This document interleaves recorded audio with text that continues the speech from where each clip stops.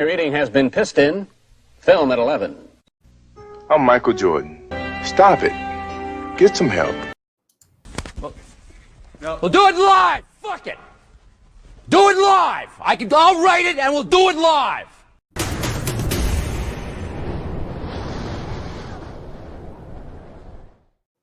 What's up, everyone? We are back. Welcome back to Raiders of the Lost Flicks Live. For those of you new to my channel, I just want to let you know what we do every Friday night. We used to talk about movies that came out and whether or not we liked them, we saw them, and then we'd show trailers and stuff like that. And then we realized that, you know, maybe people really don't like a lot of these new movies that are coming out because people were starting to get kind of turned off by it. And honestly, we were kind of bored talking about them too, because it felt like we were watching the same movie over and over again. So I got to thinking about them like lost flicks. What exactly is a lost flick? A lost flick can be a lot of things. It's obviously not something like Jaws, something that's embedded into pop culture.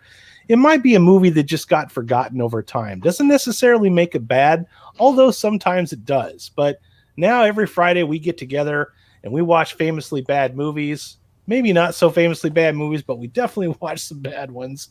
And we talk about them, we score them, because we realize that talking about movies is more fun than anything. And it's really exciting to have these people back to the, depending on how you're looking at the video camera, to the left of me, or actually the right of me, depending on what side you're looking at the screen. That sexy bitch is my brother from another mother, the chairman, Pete Etep from the Place to Be Reviews. Hey, it's Etep in the Place to Be Reviews, but I'm right here on Raiders of the Lost Flicks live on Friday night. Thank you very much, Groove, for having me on. And boy, do we have some. It seems like every week we have one really good one, and then we have a couple stinkers. But actually, this week we got one really good one, one solid one, I would say, and then one that, when I was watching it, I was walking in and out of the room and I never paused it. And it was one of those, you know, it was like, oh. And for those of you new to my channel, I do have a Facebook group. I'm just going to share that because I put a couple of polls up today. God, I hope there's no porn in my group now. So bear with me here. All right. So let's see what we got on the polls. All right. The movies, let me close those. All right. So there, yeah, Dune News. Where are my polls? There we go. Okay, so I let people vote on these. Looks like some people didn't vote on Class of 1999. For shame. Nobody voted on Forbidden World. What is going on? Wait a minute. Nobody voted on any of them? What? All the votes are gone? Is this even right? Is this real life? Is this gonna last forever? Is this the real life? Or is this just fantasy? Well, if you want to vote, you can go to the official Raiders of the Lost Flicks fan page. Apparently, nobody participated. I thought somebody voted earlier on at least one of them, but maybe I should have posted them sooner. I apologize for that. That didn't work out the way I wanted it to. But yeah, we have a five cheese curd scale, 1 through 5. Think of it like stars. We do it like cheese curds, from Fermunda cheese all the way to smoked Gouda. All right, so. Yeah, we'll be rating these movies tonight, talk about them, but the overarching theme is that all of the movies that we watched borrow heavily from other better movies. Yeah. It wasn't really intentionally meant to be that way. It's just when we got done watching movies, I'm like, there's a theme here. This means something. What's going on? I'm like, these are all knockoffs of better movies. I was just going to say, you're sitting there like Weird Al with his mountain of mashed potatoes molding it. This means something. This means something. If I could get that to be a clip, I would totally play it. But George, eat your potatoes. But also, back for not the first time, we've got the Dawn of 2-cent toys, Sal Vador. Yay! Hello and salutations, it's me, Sal Vador. With me tonight, as always, are my two brothers, and Cody couldn't be with us, but we are all samurai cops. Here, let me move Pete so you can see him. We're about to put that somewhere that someone won't like. We got our ramen, we got our ninja swords, and I got a spear. Do I get my own Amir Shervan voiceover too? Absolutely. And speaking of Samurai Cop, on April 11th, I know this is a long way off, but I want to spend my birthday doing a watch party. I want to spend it with my buds, and we're going to be watching two of my favorite stinkers of all time, Samurai Cop and Miami Connection. They're perfect. They're meant to be. They're screaming to be a double feature, and that's how I want to roll. I want to watch those two movies. So I've been inviting some people. I might have some special guests, but I can't say anything yet because nothing's official. But we're working out some surprises for that one as well. So maybe try to keep your calendar clear for April 11th. You got to start with Samurai Cop because Miami Connection is like the main event, dude. It really is. Miami Connection is the main event. I mean, if I had to choose both, I think both movies are wonderful for a myriad of different reasons. But yeah. Miami Connection, I don't know about you guys. That movie just puts me in such a good mood. I love it. I don't know why. I've seen it like 3 times now. I fucking love it. For a bad movie, there's nothing to be angry about in that movie. No. You just look at it and you just go, oh, you're so bad, you're wonderful. I applaud you, sir. I want to welcome Flair X back to the chat. How you doing tonight, my brother? Thanks for joining us. But which stinker should we talk about first, guys? I'm gonna let you decide. I'll default to Sal. Oh yeah, put it all on Sal. I'll default to Sal, man. He volunteers Sal, and Sal's got his microphone muted. Sal, your microphone's muted, buddy. It's all right. Ladies and gentlemen, Mr. Conway Twitty. Mr. Conway Twitty. Hello, darling. Which one are we doing first, bud? Oh, God. Well, I'll go first since mine was the worst out of the 3. Okay. So that way we can work towards good things instead of ending with a fucking stinker. All right. So this particular week. Oh, 1 second here. Let me check something. Yeah. All right. Cool. I want to make sure that wasn't going to blast everybody out of proportion. First one that we're going to do, this was Sal's pick. We did Reptilicus. Reptilicus has been covered on Mystery Science Theater 23K. This is the only Danish kaiju movie. Let me pull up some pictures. Actually, you know what? This movie is public domain as fuck. So we're going to show the trailer for this. Oh, fuck yeah. There is absolutely no way they can strike my content for this. So this is public domain. So let me get the Scream Factory. I'm going to start using some of the fucking clips out of this then. Yeah, let's do this one here. I think Reptilicus might become our mascot. He's got nothing on Bogan. No, he doesn't have shit on Bogan. Bogan's in a class by himself. Would you say that Reptilicus ripped off of Bogan a little bit, maybe? Bogan, he didn't appear until the 90s, actually. Okay. There he is. Return to form. There's the 5th member of the boardroom. He's got to give you that side eye. Bogan side eye. He's coming for you, Cody. I'm sorry. All right. So here is look him in the eyes. Here is the. Oh wait, that is. Yeah, I want to make sure this is in English because some of these are not. English priest. This part was so great. It's a piece of skin, like leather. From all corners of the earth, they gather to study the mystifying frozen fossil, a reptilian tail that grows into a giant of terror. It's alive! It's loose! Oh, no. You have been invited here to see for yourselves one of the most amazing events in the annals of scientific history. Is the scientific achievement actually going to use one of those brown napkins from the classroom to clean something up? Yeah. Reptilicus, a monstrous, massive beast. Spine-tingling special effects! This part was fucking great. Oh, yeah, this part. Wait, yep. Oh, they didn't show it. No. Adam, you have to show that part. You have to show it. This is Grayson. All units. This guy! I love that guy. You're not. Yeah, let's just fire artillery into a fucking suburban area. Yeah. This part right here, too. Didn't exactly hit the brakes, did he? He boganed him. Immune to all known weapons of warfare. Yeah, right. Chaos such as mankind has never before known.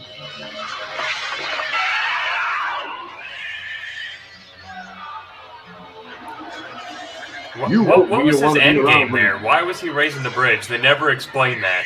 No. And the guy I have a lot of questions about this movie. Like, they just kept riding their bikes right off the bridge. I'm like, can't you see that the bridge is up? No, Pete, they're lemmings. Come on. Those weren't people. Those were lemmings wearing suits. Okay. While I go get my notes, Sal, why don't you explain to the audience Reptilicus?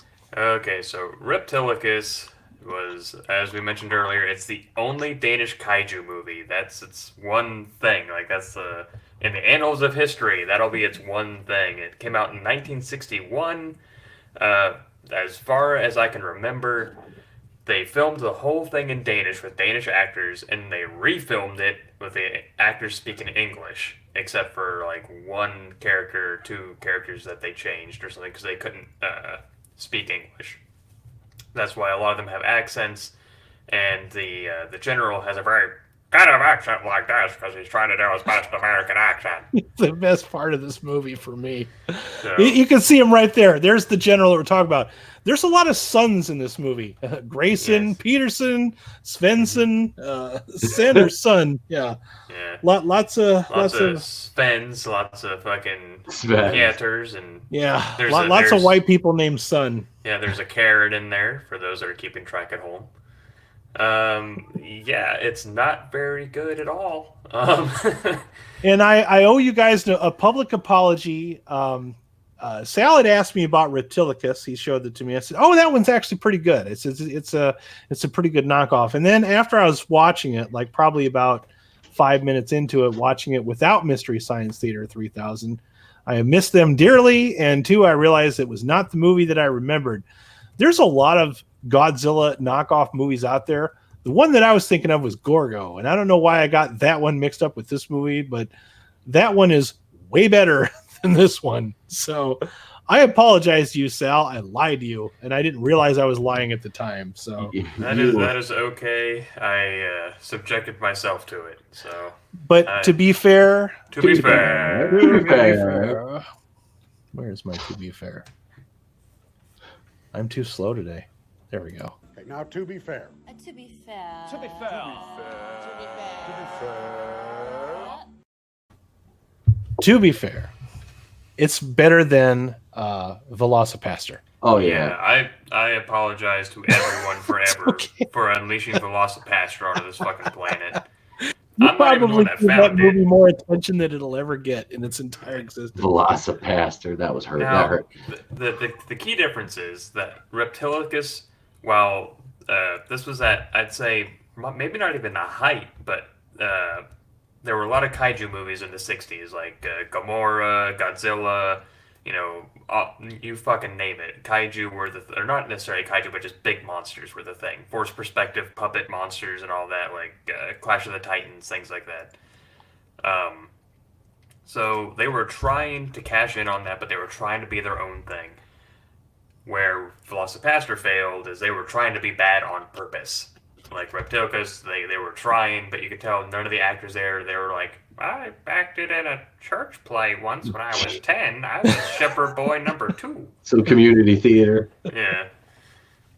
And so it all takes place in Copenhagen, and it just the monster is in it for a total of, what would you say, like 10 minutes combined? Maybe various sections of the monster in the movie. It's he's probably in the movie about as much as Godzilla is in the 2014 movie. Yeah, that's a fair assessment. And that's not necessarily a good thing. They need to use less of the monster because this monster is practically a sock puppet. Yeah, it is. Yeah. And you bunch of losers! You're working with a professional here!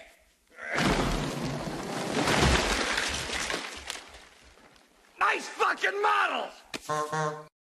Is that a deleted scene? That's a Reptilicus. You wish that was a deleted scene. So it was, God. So the fun thing is, I was watching some videos on this earlier about like villains and what makes a lasting villain versus what doesn't. Is that you have what's called your central antagonist and then your secondary antagonist. Reptilicus is what would be called the secondary antagonist because while he's the bad guy, he's not the bad guy. He's just doing what he doesn't say. Oh, there it is. There it is. Oh my god. This particular shot right here, I'm going to try to look it up. He eats a cardboard cutout of somebody that's in the movie. Yep. And all of those people in that scene are conveniently wearing blue. Why is that? Is there like some kind of gang in Copenhagen that I don't know about? Yeah, the Copenhagen Blues. I don't know. Copenhagen Blues Brothers? The Crips are highly active in Copenhagen during the 60s. Oh, man. I wasn't aware of that. Yeah, there's a lot of Crip representation in Copenhagen. It's Damu over there, man. Yeah. Damu, baby. So what's funny is that what would be considered your central or your main antagonist is actually that general. Because he's so... And he doesn't show up until like the last half of the movie. Yeah, but he's so hell-bent on destroying Reptilicus that, believe it or not, it leaves you with a cliffhanger because they end up blowing off one of his arms. I know, spoiler alert for a movie that's been out for fucking 60 years. No, we're gonna spoil the shit out of this. No. They blow off an arm using a naval depth charge at one point, and they never recover it. And then at the end of the movie, it's down there at the bottom of the ocean, and it starts fidgeting. And Reptilicus' whole thing is that he's like a worm, or what they call an inchworm or something. If you cut off a part of him, he can grow an entire new body based off that one part. So they're trying to like nuke him, they're trying to blow him up, and one of the women stops him and says, I think it was actually Karen of all people.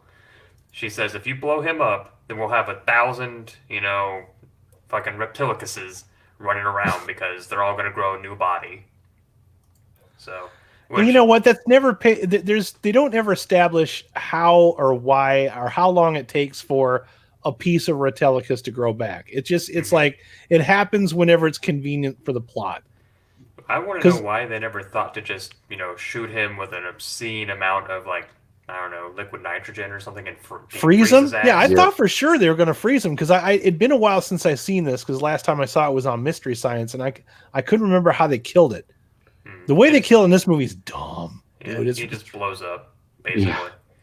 But the thing that kills me, it's so they gotta thaw him and freeze him. The thing is, they're using the biology of a worm, not a complex life form. Saying that if you cut a worm in half, each half grows a new half a worm. It's like, well, it's a fucking worm. It's not a complex life system like I don't know a lizard. Like if you cut a tail off a lizard, the tail doesn't grow a new lizard. So, but it's not the worst movie I've ever seen. No, that award goes to some other movies that we're tired of talking about. But it's worst. I guess it's worst offense. We established this last week or the week before. It's boring. Yeah, that's what we're talking about. It although not quite as actually. Hold that thought. We're gonna bring Cody in. Actually, hell yeah! I'm going to send him a link, and we're going to bring his ass in here. We're going to have an unscripted boardroom version of Raiders Lost Flicks Live. So, hell yeah! And I got something special for him when he gets here. That could go any way. Oh yeah! Just when he gets here, I got to blow up my screen real big. All right, let me send him an invite. Cody. Wolf of Wall Street, that shit. Right? I still haven't seen that. It's not bad. I would check it out. It's one of those where it's been out for so long. If enough people have hyped it up, it won't live up to the hype. Like it's good, but it's not like good kind of thing. It's it's not fucking Citizen Kane or nothing. Yeah. But so Reptilicus was disappointing. I love kaiju movies. I love kaiju movies. But I'm used to kaiju movies made in Japan, like Gamora or Ultraman, or that's where Bogan comes from, or things like that. Which, not to get too far off topic, I'm just kind of spinning my wheels here until Cody shows up. But he's on his way. When they said God versus a King in the teaser poster. King Kong versus Godzilla is supposed to be out this year, I believe. Well, that's we're going to have to back this up a little bit because, Godzilla came out in 1959. Yeah, the original one, yeah. Yeah, so the original Gojira, before it was Godzilla, King of the Monsters. Gojira. The original Godzilla King of the Monsters was the first Godzilla released in the United States. That's the one that had Raymond Burr scenes filmed into it. The original one, there was no Raymond Burr. There was no Americans to speak of. The original Gojira, if you can get through the subtitles, is an amazing movie. I have the Criterion Collection version of it. That's how much I love it. And that movie deals with, Godzilla as the result of man's tampering with the atomic bomb. Yep. And so it's basically Mother Nature wreaking vengeance. Godzilla is not the protector of the earth like it is now, depicted in the movies, or was depicted over time, which is, as much as we love those movies, we're not going to sit here and crap on them, but original Godzilla was not your friend. Okay. No. So, but based on the popularity of that, you have just a slew of Godzilla spinoffs. It's like enter big monster. How much lower of a budget can we get? And let's put as little effort into this as possible. Hey, Cody Neal, welcome. What's up? Hey, this is Cody from Goober Brothers Entertainment joining us kind of the last minute. We're just talking about some trashy movies that we watched this week. Cody, you have a ninja sword. Oh, yeah. Show them let me zoom in on that so we can see it some more. Hell yeah. Cody, this is for you. Everybody knows shits. Fuck. Everybody knows shits. Fuck. Oh, that's great. Oh, man. So anyway, I could not find that clip of that house getting eaten up. I'm so sorry, but we can talk about some other things. Mainly this guy right here with the stick. This guy elevates the movie for me, and it's not intentional. His acting is so bad, so intensely, amazingly bad. Even with his dubbed voice, he's overdoing every single line he's doing. Just like the delivery of it, like he thinks he's trying to win the Academy Award for being Mr. Exposition. Because that's most of these movies, it's like, okay, and this is where we pad out the runtime too. This is where the movie gets really boring right here. It's like they just kind of stop and do a tour of Copenhagen. Yeah, I was gonna say there's like movie. 5 minutes of establishing shots. Dude, it's like a demo reel for Come Visit Copenhagen before the monster trashes it. Yeah. The tourist destination where they're trying to sell a timeshare in downtown Copenhagen. Oh my god, Yeah. it's so padded of the runtime. And the general he shows up in Copenhagen, he hates everybody, he's in a bad mood, and then it's like, well, maybe you won't hate it so much if you just went out and took a night out. So and all the girls in this movie throw themselves over any man that's in it, so it's a little cringy. Talk about the Stanley Spadowski character? Oh god, Stanley I'm gonna pull up Spadowski. his picture here. Yeah, dude, oh god, he was so over the fucking top. He was just like, whoa, whoa, whoa, whoa. Like Random Jack Ryan posters. It's ads on it's ads is what it is. I should probably just close this and then zoom in on the one. There we go. This fucker right here. This Forrest Gump looking motherfucker works at the lab, okay? Because as Sal told you, you find a piece of the whole movie's about a piece of tail. Just marinate in that literally. thought. Literally a piece of tail, okay? So they find a piece of tail in Copenhagen. Can't say that and be an adult. But they take the piece of tail and they keep it in a freezer, and the whole lab is run by this one doofus right here. All right, this Goober motherfucker that's wearing overalls looking like Stanley Spadowski or Forrest Gump or what have you. He's the only one running the lab in the only piece of fossilized monster found in the entire world. And as you might gather, he's not terribly good at what he does, okay? Because a movie has to happen at some point. The last 10 minutes. Yeah, the last 10 minutes, exactly. So it looks like Don Knotts just lost his virginity. But why are there so many ostriches? You know what gets me? But this is too many ostriches. I know it's a drive-in movie and it's not supposed to take itself too seriously, but they do the little thing with the newspapers where they show monster found, only monster found in the world, and yet nobody goes to Copenhagen, nobody clears the beaches off, okay? And this jackass right here is still in charge of the lab. Yeah. No extra help, nothing. Yeah, the whole time I was watching, I was like, so the rest of the world's just like Nah, you got it. Yeah, you got this. You do you. We don't really care about your monster. Denmark, fuck it. Just handle this shit. The monster, like in the American version, he kills people by shooting his goo on them. Mm-hmm. He spits his goo on them. Oh, let me see. He bogans the shit out of them. He bogans the shit out of them. Let me see if I can find that scene. Oh Jesus, the beach scene, like where it always cuts away like a couple seconds before he blows his goo. Mm-hmm. The goo is like, I think they did it by like putting paint on the film. Like at least that's what it looks like. Like that's what it looked like. Yeah, it's drawn in with crayons. Yeah. Mm-hmm. It looks like something my kid colored. Yeah. It ain't done live, I tell you that. Oh my god. I've seen better acting than those ladies on the internet. On the hubs. Mm-hmm. Those ladies on the hubs. Yeah, it's pretty fucking it's bad. It's bad. I think the play I was in 5th grade when I played the RC Pro-Am Nintendo game, I gave a better performance than this cat. Hell yeah. My mom made that shit too. I was a goddamn RC Pro-Am racing game. Nice. I said, make me Legend of Zelda. She said, you have to goddamn mind.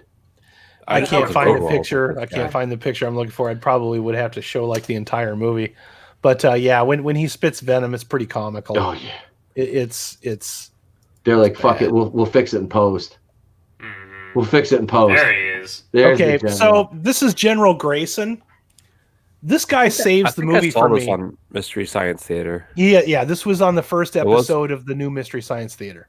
Okay, I saw it then. Yeah, the one with the monster kaiju rap, which is like the best part of that show. He looks like French Stewart.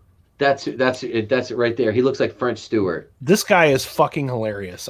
When he shows up, it saves the movie for me because, like Sal said, it's really a slog to get through. Oh. Like literally, and it's trying. It's trying. Okay, but it's not good. And I think a lot of it's just because it's Danish. It's old.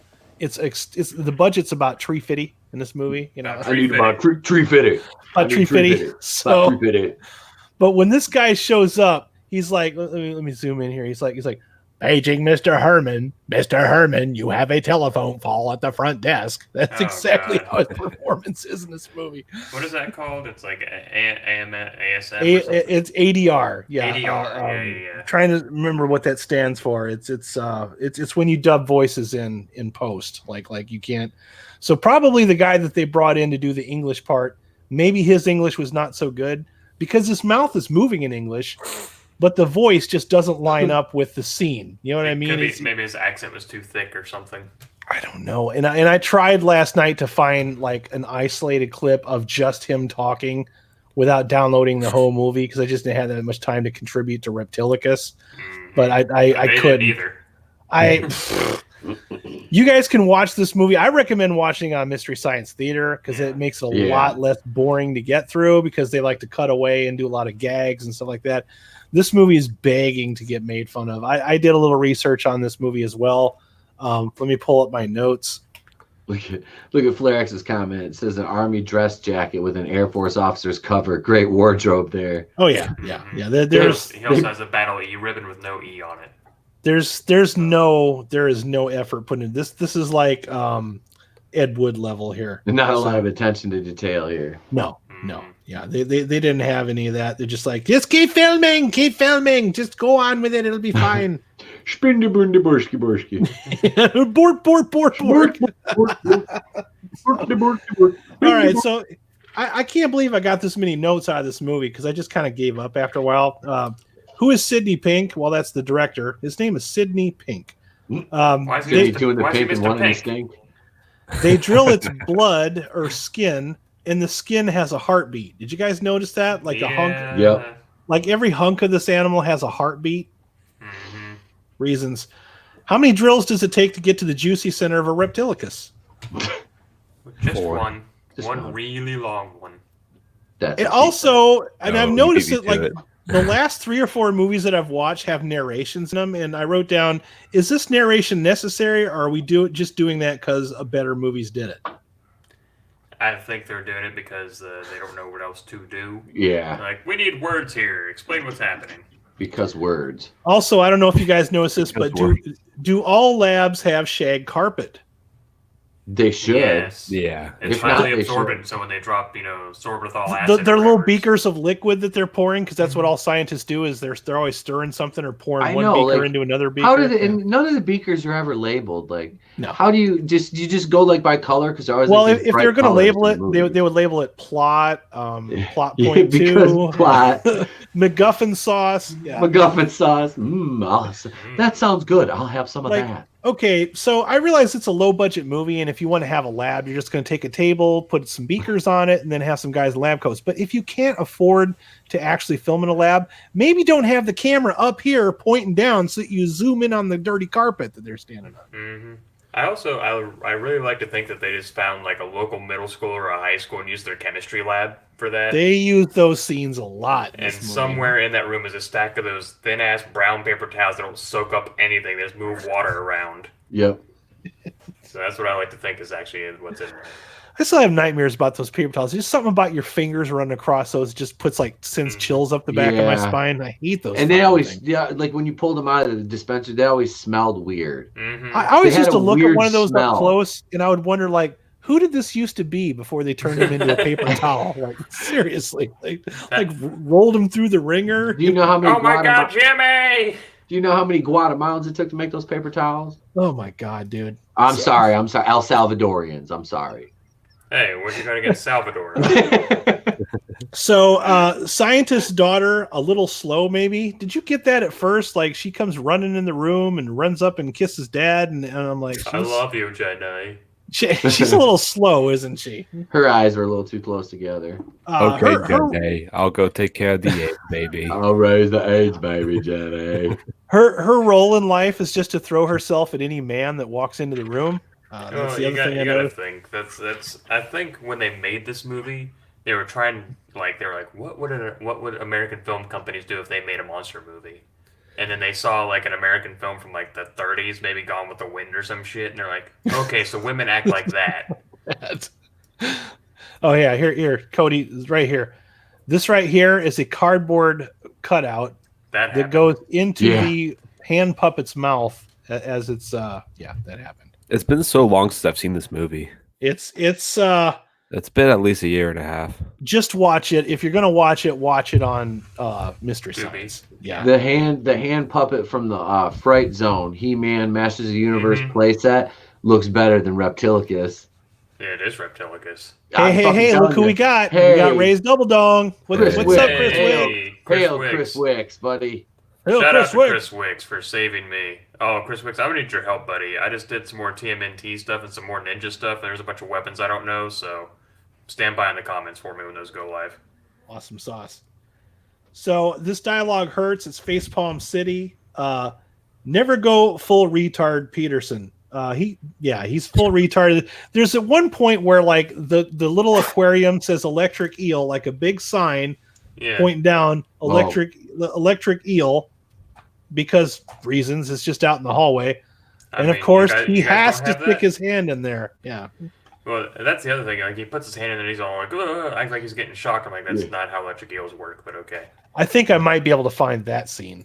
I'm pretty sure that's on here. I think it's in the trailer, isn't it? No, that one, unfortunately, I wish it was in the trailer. Oh, here it is right here. So this might be partially in Danish. Just going to warn you. You know what? I might have the same sound on anyway. It might be funnier in Danish. Dude, Reptilicus looks like a fucking Flintstones the movie character. Oh, this is this one's wild. This is like something that was filmed in somebody's backyard, dude. It looks like something John Goodman would be fighting. Look, here it is. All right, back it up. So here he is. And this guy runs the lab. Yeah. Mm-hmm. He kind of looks like Rami Malek a little bit. Yeah. It's Mr. Robot's great grandpa. This is Rami Malek's future. Yeah, stick your hand in the obviously empty tank.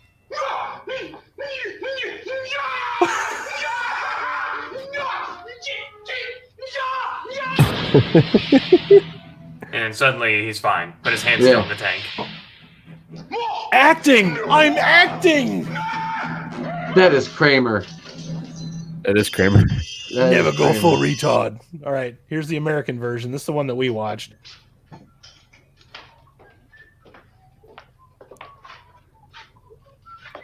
It'd be funnier if he just like put his dick in it.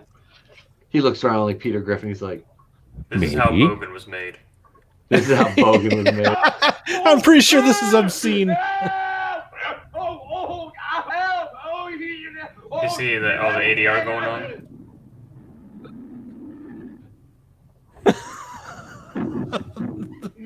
Images in Mom. Oh, Lord.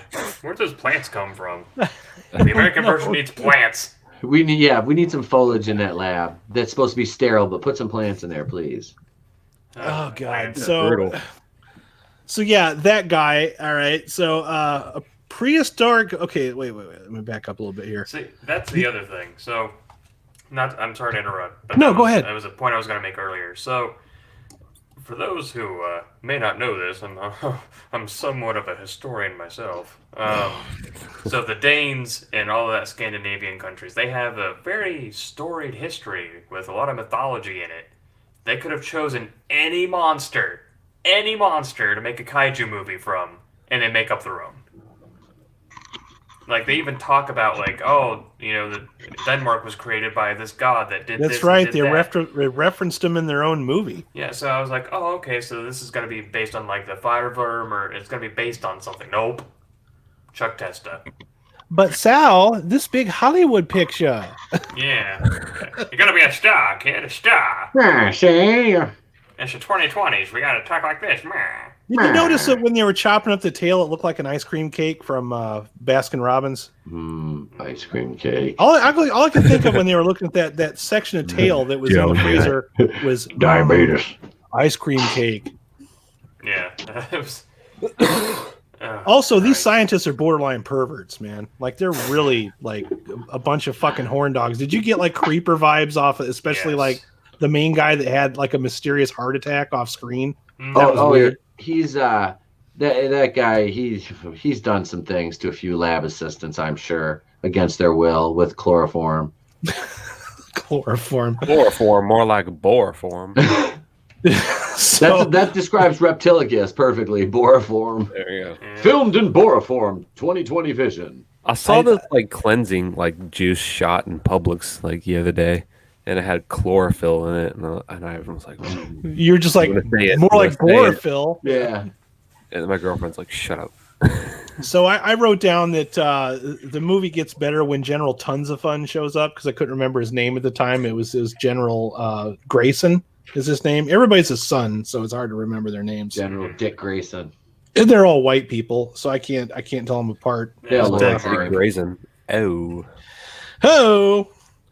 So but I call this guy General Tons of Fun because he's a party animal. The guy's a nut. So prehistoric monster is growing in a tank, and yet somehow Peterson. So yeah, I think I mentioned that earlier with the newspaper titles, and I'm like, you're still going to leave this jackass in charge of the only monster and the only fucking kaiju in the entire planet.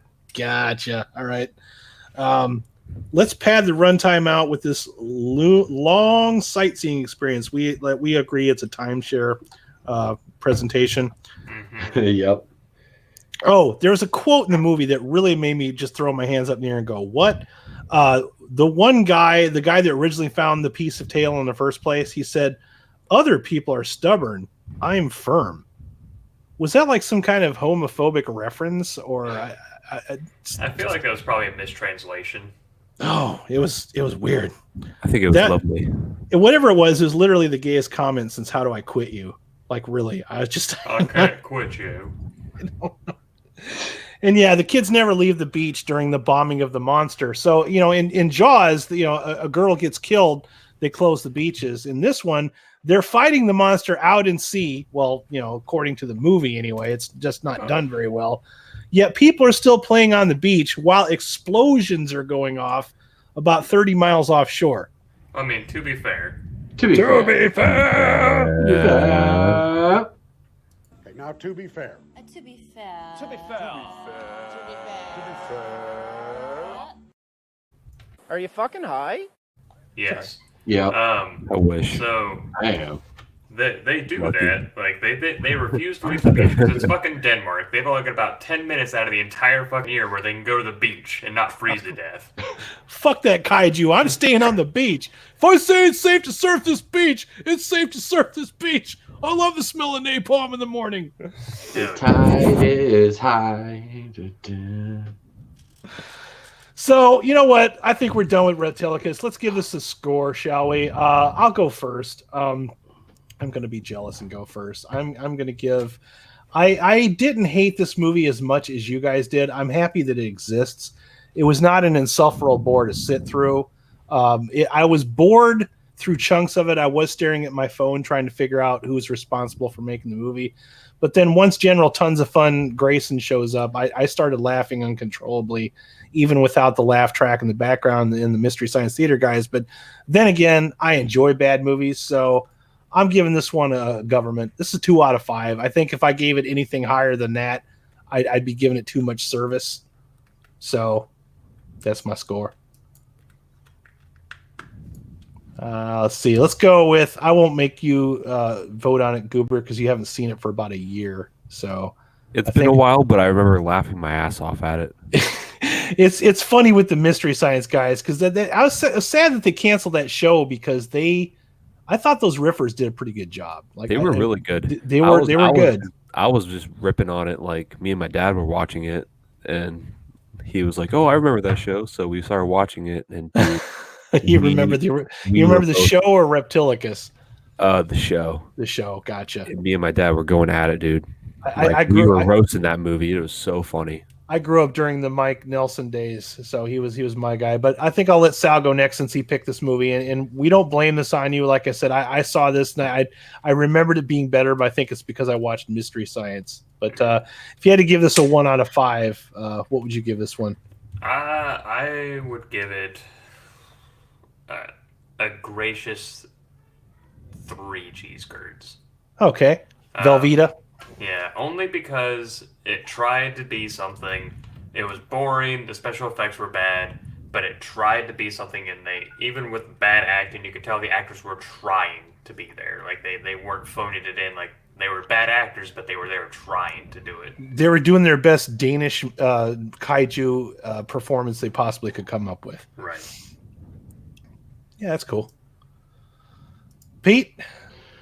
Hi there, bud. It's me, Taika Waititi. I could have done a much better job with this. I would have ruined the Danes mythos in a minute, baby. You just don't know what you want because I haven't given it to you, and I'm giving this one a 1. This was. Woo! I'm going from under on this one. I understand what it was trying to do, but oof, it wasn't Velocipaster bad. It does have real big chunks of boring section of movie where boring does not. We agree is like what 10, 15 minutes of monster if that. I'm not a millennial, but I have the attention span of like a gerbil at 39, and my God, this one really had to. I mean, this had to work like a fucking, I don't know. I would say like a dime store hooker to keep my attention, but. It did, but I when you got to see Reptilicus, I fucking was kind of glued to it at those moments because I laughed. The general was funny, but still, I can't go more than 1 on this one. I'm being very gracious with that general. I find sometimes entertainment in the weirdest things possible, and that guy right there, he saved that movie for me. He's related to French Stewart. Look at that dude. That is he is. I'm pretty sure French Stewart based his whole act on that guy. I think so. All right, so that's Reptilicus. We have Alex in the chat. He doesn't have very long. He's going to announce next week's movie. Well, his pick anyway. So let's do that. What's your pick next week, Alex? It's up there in the chat already. Yep, it's in the chat. Okay, I gotta go up a little bit. I'm not seeing it. Okay, hold on. Yeah, it's the emoji with the sunglasses in it. I don't have that one. No. Oh, here we go. 4 comments above where you're at. All right. So, the Shock Treatment, the sequel to Rocky Horror Picture Show that people forget exists. Oh boy. I wish I could forget it exists. I didn't even know there was a sequel to that. Like Rocky Horror Picture Show is like. It's an acquired taste. Yeah, and it's not even that bad of a movie. It's about halfway through where it just goes off the fucking rails and becomes fucking weird as shit. Yeah, I never. It was never my thing. I watched it a couple. I still times. respect it because it's a famous bad movie, and I'm Yep. glad that things like that exist and bring people together. But for me personally, it's just I don't know. It was the room before the room.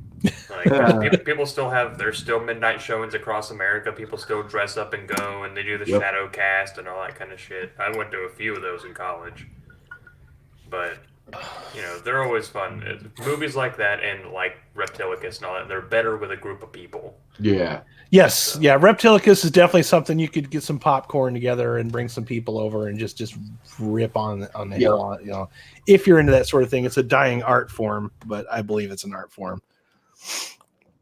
All right, so I think the most I remember from Rocky Horror Picture Show is like the Drew Carey show doing it, like they did the dance and all that. I used to watch Drew Carey, man. I remember that shit. Dude, he was on the fucking Masked Singer. Was he? Yeah. They just I came home last night and then my parents were like, "Look who's on here," and he was just on stage getting it. I'm like, "What?" Is he doing The Price is Right now? Yeah, I think so. Yeah, he's still on there. The White Tiger is Gronkowski, man. Book it. On this season, Singer, it is. It's Gronk, dude. Did you see that motherfucker dancing? For some reason, Pete, when you said White Tiger, all I could think of was Kurt Russell wearing the glasses and that really bad clip-on tie, saying, "I heard that the White Tiger was like, well, I was thinking fucking, and then Siegfried and Roy is coming with the White Tiger and the stuffing in the pants, and then I'm gone. But you care about the dolphin. Do you know him? Does he call you at home? Do you have a dolphin? To train the dolphin, you must think like the dolphin. You must speak it. Dolphin said, and communicating. I'm saying to Snowflake, aga, aga, aga, and he's saying back, aga, aga, and he's up on the tail, and you can quote him. I love that. What the fuck just happened? I had a seizure. Pete had a stroke on the air. I just had a fucking stroke. I'm having a stroke. Oh God! So, a very diverse stroke. in our continuation of movies that are ripping off of other movies that do it better, I give to you Roger Corman. If you're not familiar with Roger Corman, he's made like billions, like literally billions of B movies that are usually decent quality considering he has a budget of about $350. He kind of knows exactly where to put that budget at $350 to work, and he's famous for not ever losing any money on a movie. Now, that's not meaning his movies are great. He just never lost any money making a movie. He's always gone under budget. He's always got enough return on his investment. He's never lost any money on a movie. He's proud of that. He's so proud of it that he actually teaches courses on how to make movies. Maybe you should teach Paul Feig a thing or two. Anybody could, Hooked on Phonics could teach Paul Feig a thing or two, but that's Paul Feig doesn't have. That's another story for another stream, my friend. Yeah, So, we can rip on Paul Feig Monday night. Forbidden World is it is a Alien ripoff, 100%. It's a very well done Alien ripoff in that the little bit of money that it has goes into the special effects at the beginning, which, sad to say, I found out those special effects are recycled from Battle Beyond the Stars. If you guys are not familiar with Battle Beyond the Stars, that is a remake of the Magnificent Seven set in space, and it was a direct ripoff trying to do Kurosawa's Star Wars at the time. So, Battle Beyond the Planets, if you had a chance to Google that, look it up, watch it. If you've seen the Magnificent Seven, it's the same movie except that's in space. So, but yeah, so those space sequences were not made for that movie, and it makes sense because I'm like, oh wow, this is really cool, these space sequences, but they're edited in such a way to where I believed it. They have an adorable robot in it named Sam. Let me see if Sam comes up in the pictures here. Oh, Sam. And also I wanted to mention the reason we didn't know about this movie is because it was originally called Mutant. Yep. They changed the name. It has also been known as Mutant. It's also been known as something 20. Specimen 20. Specimen 20. Yeah, Specimen 20, which is the creature in this movie. There it is, Mutant. There he is. It doesn't get any more alien rippy off right here. Got the hand sticking out of the poster right there. Yeah. Dude, that's insane. Yeah. The money was spent on the set, on the costumes, not on the monster. not at all. There's also some really good gore effects in this too. Like, yeah. But I really like the way this movie was lit. It's lit exactly like Alien. Like Super lit. If you're into well, Right, I mean, party. just like the way the set is like the lights are on the set, it looks like it could belong in the Alien film. There's a robot right there, Sam. Sam is adorable. I can't tell if it's a girl or a boy in the costume. What? It's Pat. Okay, here's the monster right here outside. This is probably the best shot of the monster you'll ever see in the movie. Doesn't move much, just kind of hangs there like a Halloween decoration. This guy. Okay, there's the outside shots, so it's not all like a cheap budget like movie like this would be like mostly set inside. This one decides to go outside once in a while. I can't get a close up of entirely Sam. on location. Oh, there it is again. Yeah, there's the monster. It looks like it came out of Contra. I just felt bad for Barbara. Whoa, what's happening there? There's for those that are keeping track at home, there's a ton of bibs in it. Yes, there is. There is tons of nudity in this movie, and these two girls right here, Cody, take a shower together. Full Barbara, frontal nudity, buddy. Barbara and Tanya. Yep. Like Han and Chewie? Yep. A little bit better than that, but yeah. That's hair Like, and yes, like Han and Chewie, yeah. If that helps you, like Han and Chewie, yes. And you know what? They're showering together for no reason whatsoever other than the director said, let's just do this scene. And you know what? I'm like, God bless you, director, for doing that. He knew what he was making. Oh, he knew exactly what he was making. There, okay, here's a good close-up. Solo right there. Here's a good close-up of the robot right here, Sam. I like this robot a lot. Yeah, just kind of bask in that there. So Not as good as Robbie, but it's no, they're never as good as Robbie. Was it one from Buck Rogers? Twink? Beady. Beady. I don't know, Buck.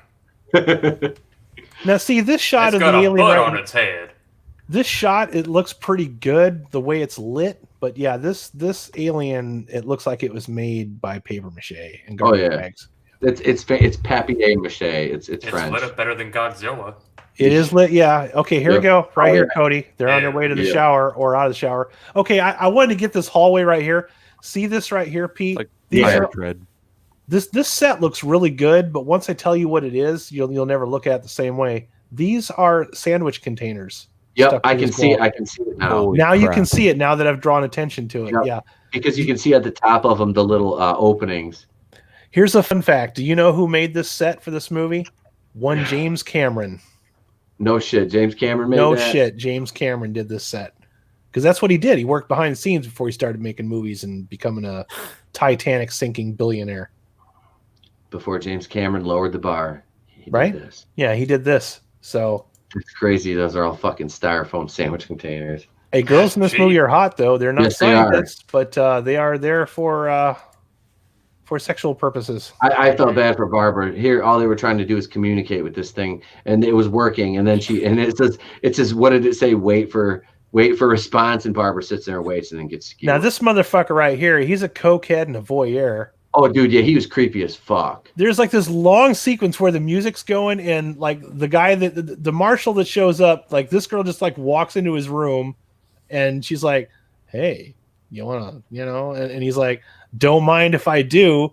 And then he aims the camera into their room so you can see the sandwich like right there. It's like it may as well say McDLT on the side of it. DLT. But so yeah, he's watching them and he's like getting high at the same time.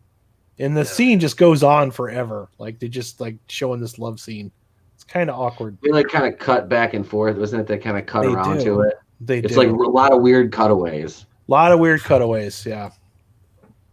Oh, there we go, right there. This is our monster after having a really bad night. I feel like I'm showing slides. Like this is our summer vacation. This is our vacation in Denmark. And this is Adam's boyhood trip to Michigan. this is what it's like in Copenhagen. But I don't know. I like this movie. It's so apparently all of the sets on this movie were recycled for a movie called Galaxy of Terror. Have either of you seen that? I probably have. I saw Forbidden World like years ago and totally forgot that I'd never even seen it. Never seen this one. I saw this as a kid, and I hadn't seen it since.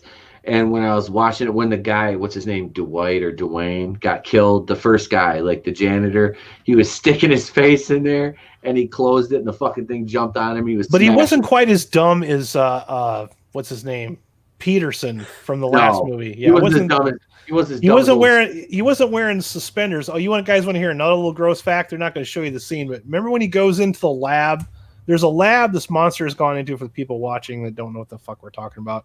Going to a lab where they're keeping this monster. This monster has been made to they're working, the people in this lab are they're trying to find an animal that can produce quickly so that they can make food. Apparently in this universe, extreme future, food's a scarcity, and these people are trying to breed something that can reproduce quickly so that they can rabbits. So they can make food. But they have a laboratory full of animals. We never see these animals alive. And you know why? Mm-hmm. All of the animals in that lab have been destroyed by this monster. Fun fact, all of the animals in that lab are real animals that they bought from a nearby pound. They bought dead animals and dressed that set with dead fucking animals. I don't want to watch this movie anymore. That's dark. Yeah. Holy shit. Well, dude. I mean, they bought dead animals. It's not like they killed them. No, they were already dead. It's still kind of. I'm looking at the guy, and he's like walking around. He's picking these dead animals up and shoving them in a garbage can. You know, and I'm like, man, he's awfully enthusiastic about what he's doing. I'm thinking my job sucks. You know, he was putting actual fucking dead animals in a garbage can. I hope he got paid good for that part. Can you imagine how bad that smelled? Isn't that like not sanitary? I mean, no. I mean, didn't they use like real dead bodies in Poltergeist? They used bones in a couple of scenes. Yeah, okay. The pool scene, they had a couple of actual bones in there, and they were unaware that they were actual bones at the time. At least that's the rumor. The rumor is that someone knew they were real. Somebody knew they were real. The rumor is they didn't know they were real. They thought they were fake, and you know, they were the kind of bones that you would have. They got them from a nearby university. They didn't realize that they were real. So what would it be like a animal wrangler? Hey, I got an idea for the set. Now, just hear me out. This might seem a little extreme. Now, we can make prop animals. We can make them look good, but it's going to cost money. So here's what we do. I got $50 left. I didn't spend on Coke last night. Let me go down to this pound over here and see how many dead fucking bunny rabbits I can get for $50. And we'll have fucking old Billy Bob here throw them in a garbage bag during the scene. Pete, they shot this movie in 20 days. Yeah, I mean, seriously, dude, that's probably what happened. It was like, hey, I got $50. Because I'm thinking, I'm like, well, why didn't they just like drive down the nearest highway and pick up the roadkill and use that if that's the case? But no, ding, ding, ding. Yeah, I read that because I was trying to find information about this movie because there's not a lot of it out there, okay, other than Scream Factory or whatever released this as Forbidden World, which is why I'd never heard of it because it was originally called Mutant. And there was another movie that came out almost around the same time, also called Mutant, that deals with zombies. It's a way better movie than this, but I still liked it because for being an Alien knockoff, even though it has a really bad monster, there's a lot of really good gore scenes. The story's not the worst. The gist is this monster is growing and it's hurting all of these people so that it can eat them. You know, like the monster is running a long con on everybody in this lab.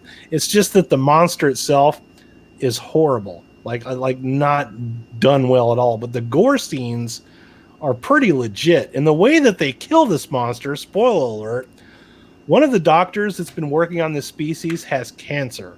And he figures out that if he cuts his liver out and feeds his liver to this monster, the cancer will spread into the monster and kill it.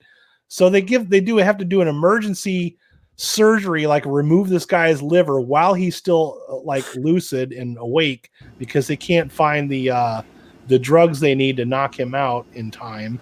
So he's like, just cut right over here. And he's like, oh, and there's blood squirting everywhere. I mean, it's I don't know how you guys feel about practical effects. I love them. I appreciate them more now than I used to. I like that more CG.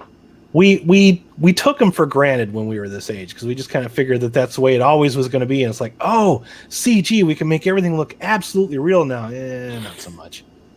Hasn't aged well, you know. In the age of like 4K TV and everything, some of these special effects are looking really bad, especially that Harrison Ford Call of the Wild trailer. Oh wow, that one looks rough, man. That one's up there with like really Doolittle. Cute, but it's What's not that? real, unfortunately. What's that? I said the dog looks really, really cute, but it's not real. So I think that dog's creepy looking. I think it would have been better if they'd have made that movie into a cartoon than to have a CG dog running around. You know, just animate everything. You know, I don't. That's neither here nor there. But Harrison Ford. what do you guys think of this movie? I'm getting really thirsty. I'm gonna have to run and get something to drink. So somebody else, please take over. It wasn't bad. You know, it was clearly an Alien ripoff, but it wasn't a ripoff so much that it's like a shot for shot. They were like trying to like the kaiju movie. They were trying to capitalize on something that was popular, and they were like, you know, aliens are popular, outer space horror is popular. Let's just make this movie similar enough to where people who liked Alien might like it and watch it. Otherwise, you know, again, he's never lost money on a movie, so. It's not the worst movie I've ever seen. I watched it on my own volition a few years ago just because, and I don't regret it. There's tons of bibs. So that's you say where boobs? Yeah, there's boobs. Lots. And that's the thing. Like the guy, Roger Corman's no fool. He knows when a movie's bad, so he puts a lot of gore and a lot of boobs. He makes it fun and entertaining to where when you're done watching it, you're like, well, I just wasted 2 hours. You're like, well, at least I saw some boobs and it was fun. Like, at the very, very minimum, if you're going to make not every movie is going to be entertaining. Like, Schindler's List isn't fun to watch. It's a great movie, but it's not fun. But if you're going to make a movie that's, you know, horror or sci-fi mixture, like Texas Chainsaw Massacre, things like that, they're fun to watch. Like, they're not good movies necessarily. It's a neat concept, but they're fun. So as long as the movie that's dumb or under budget or what have you, as long as it's fun, it's not the worst thing. Again, I referenced Velocipaster. It was not fun. That movie was a fucking slog. Yeah, I watched the trailer for it and I was like, nope, not watching it. Yeah, it hurt to sit through that one. And this one wasn't bad. I didn't mind this. Like I said, I saw this. I was probably about 5 or 6 when I saw this. Mm-hmm. I watched. It was one of these ones I watched with my older cousins, and Pete, get in here! Look at these boobs. No, dude, seriously, like they were like that. It was fun as a kid, like because my mom would leave because one of them was like I was like 6, and one was like 2 years older than me. Then the next one up was like 5 years older, and the next one was like 10 years older than me. So it was we would always be watching these like R-rated movies as kids, And I was like, "Don't tell your mom I let you watch this." And yeah, I in addition to all the boobs, which was as a kid was awesome. The monster was like, it was freaky as a little kid seeing this. It was cool though. And as I was sitting here watching it, I actually watched this one a couple hours ago. I was like kind of remembering watching it as a kid. I was like, oh my God, like I did see this before because I was like, this movie seems like I think I've seen this. Like I swear to God. Yeah, I did the exact same thing. I was going through, I watched Reptilicus, and then I was going to watch Forbidden Planet. I made it like 5 minutes. I was like, I've seen this before. Yep. And as soon as I like looked up the synopsis, and I was like, oh yeah, I've seen this before. Yep. I've seen this before. Now I have to see Galaxy of Terror just because I want to see this set be reused. Hell yeah. What was the movie with like boobs in it that you guys saw that changed your life growing up? Well, there's a couple. I was talking to Pete about this with Pete earlier. I can remember the first time I saw boobs on a screen. It was trying to remember. And it was Howard the Duck. Yep. Oh yeah, the duck boobs. Those were the first boobs I saw on TV. But the first movie that I remember Titanic having boobs in it because that was like a huge deal. And then, but the first movie that I remember mostly because of who it was. Yeah. Right. But the first time I remember having like a VHS tape in the house that I knew had boobs on it was Starship fucking Troopers. Oh wow, that's a good one to. Yep. And so it'd be like midnight, and I'd sneak downstairs and pop it into the VCR and watch it and then run back upstairs. Trying to remember which one it would be. I think it would probably be Excalibur. Oh, Excalibur's a good one. 1981, yeah. Excalibur. I have that on Blu-ray now. That's like one of the few I don't know if I can really call it fantasy because it's King Arthur, but it's the fantasy side of King Arthur. There's like all these different interpretations of it. Well, if it's King Arthur and Merlin actually uses magic, then it's fantasy. It's fantasy. This is one of the few fantasy. That was one of the few fantasy movies I like. But I don't know. Let's get the scores out of the way for this one. Sorry, I had to step away for a second there. Swig of water for the working man. So let's go on there. Hello. Swig of Hennessy and lemonade for the working man. I'm not even drinking tonight because I'm under the weather, so I'm drinking water. I hear you. A swig of water and a deep inhale in my lungs of nicotine for the working man. Who would like to go first on this one? I'll go first, goddammit. All right, Sal, you got it. I am feeling generous, and this is not a slant towards this movie, and it's not necessarily a comparison, but I'm going to follow and give it 3 cheese curds.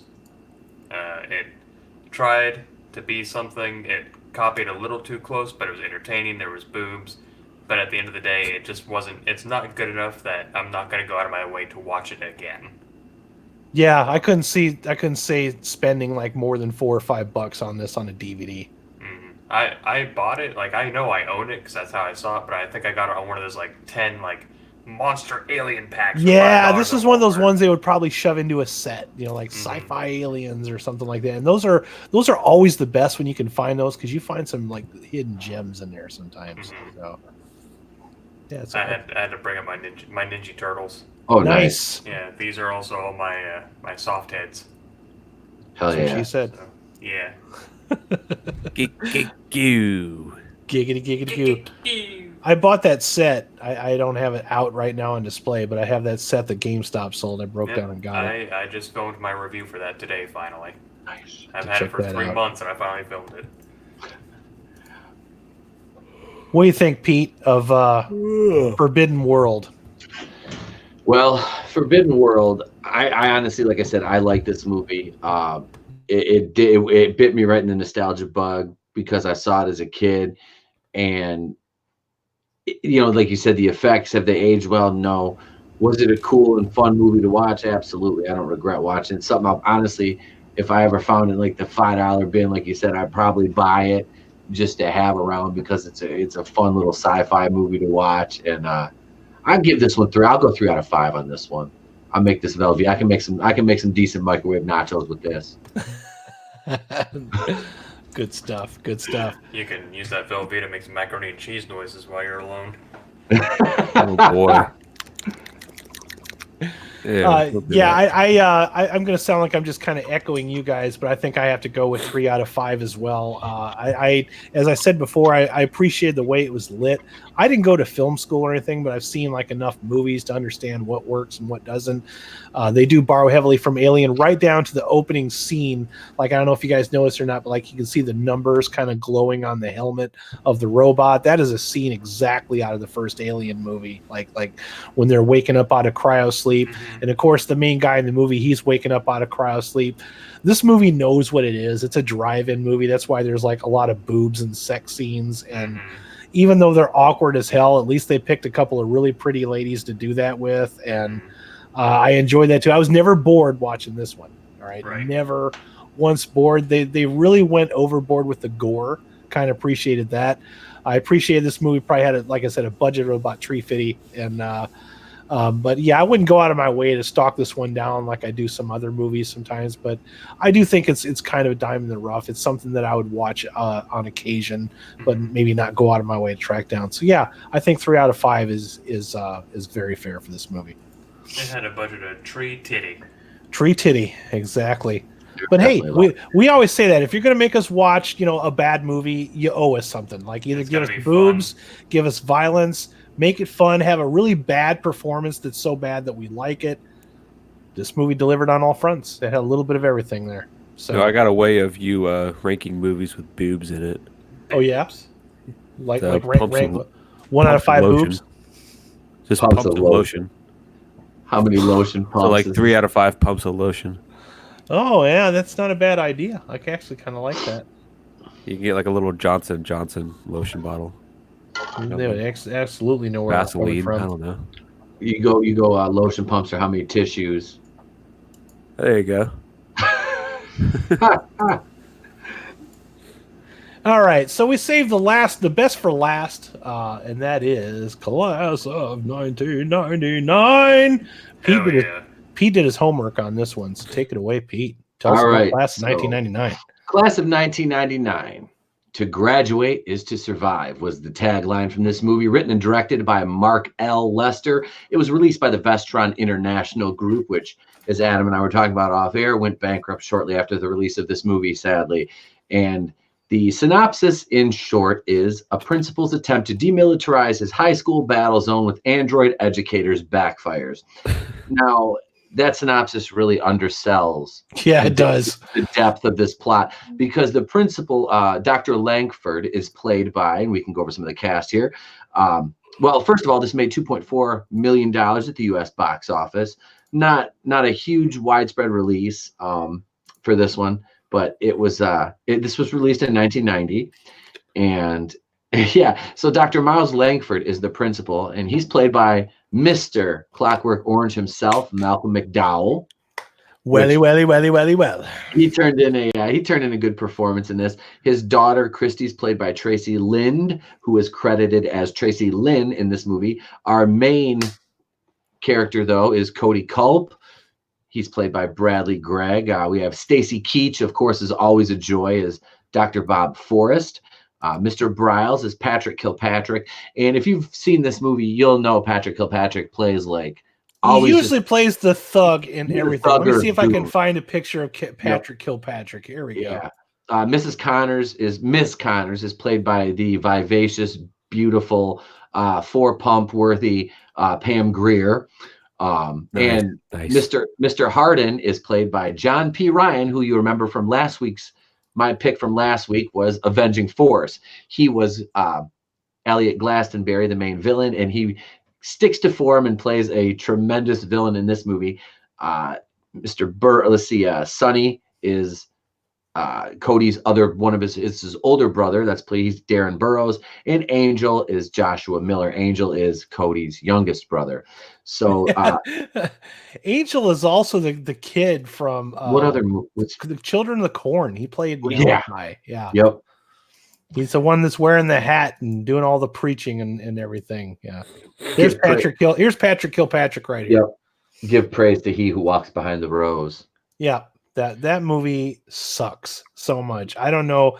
A lot of people find a lot of joy in that movie. I'm not one of them. The original Children of the Corn, I fucking hate it. I don't like that one at all, man. It's like everybody has like these nostalgia berries for that movie, and I watch it, and sometimes there's some movies that have come out over the years where I didn't like them on the initial run, but I learned to appreciate them later, like Phantasm. I like the first Phantasm. I like it now. I didn't like it when it came out, but now I like its weirdness, and I like the fact that its universe keeps its shit together, which is where a lot of horror movies fall apart. So Phantasm actually, it's like keeping the story going and moving it forward, where instead of like changing timelines and switching actors out, they've been telling the same damn story since the 70s. But go ahead. Oh no, I was just gonna say two other notable cast members in this movie is the technician number 2, Lee Ehrenberg, who is known for Seinfeld, Scrubs, and most known probably by today's generation for the Pirates of the Caribbean movies. Now, the two goofy pirates one was always having his eye pop out. He was one of them. He's the short, bald one. And he was also on my personal favorite episode of Tales to the Crypt, where he played Marty Slash, and he beat Katie Seagal to death with a guitar he got from Pete Townsend as he was smashing her over the head with it. And then Rose McGowan, yes, that Rose McGowan, was sitting outside Principal Langford's office in an uncredited You have role. to really look to see her. Like I watched the extras. I bought the Blu-ray of this movie. That's how much I like it. So I'm already letting my score go. It's going to be really high for this one. But I bought the Blu-ray. I watched all the extras. They really had to zoom in to show you Rose McGowan. Oh yeah, yeah. So we Like start she out. was nobody when she was in this. Yeah.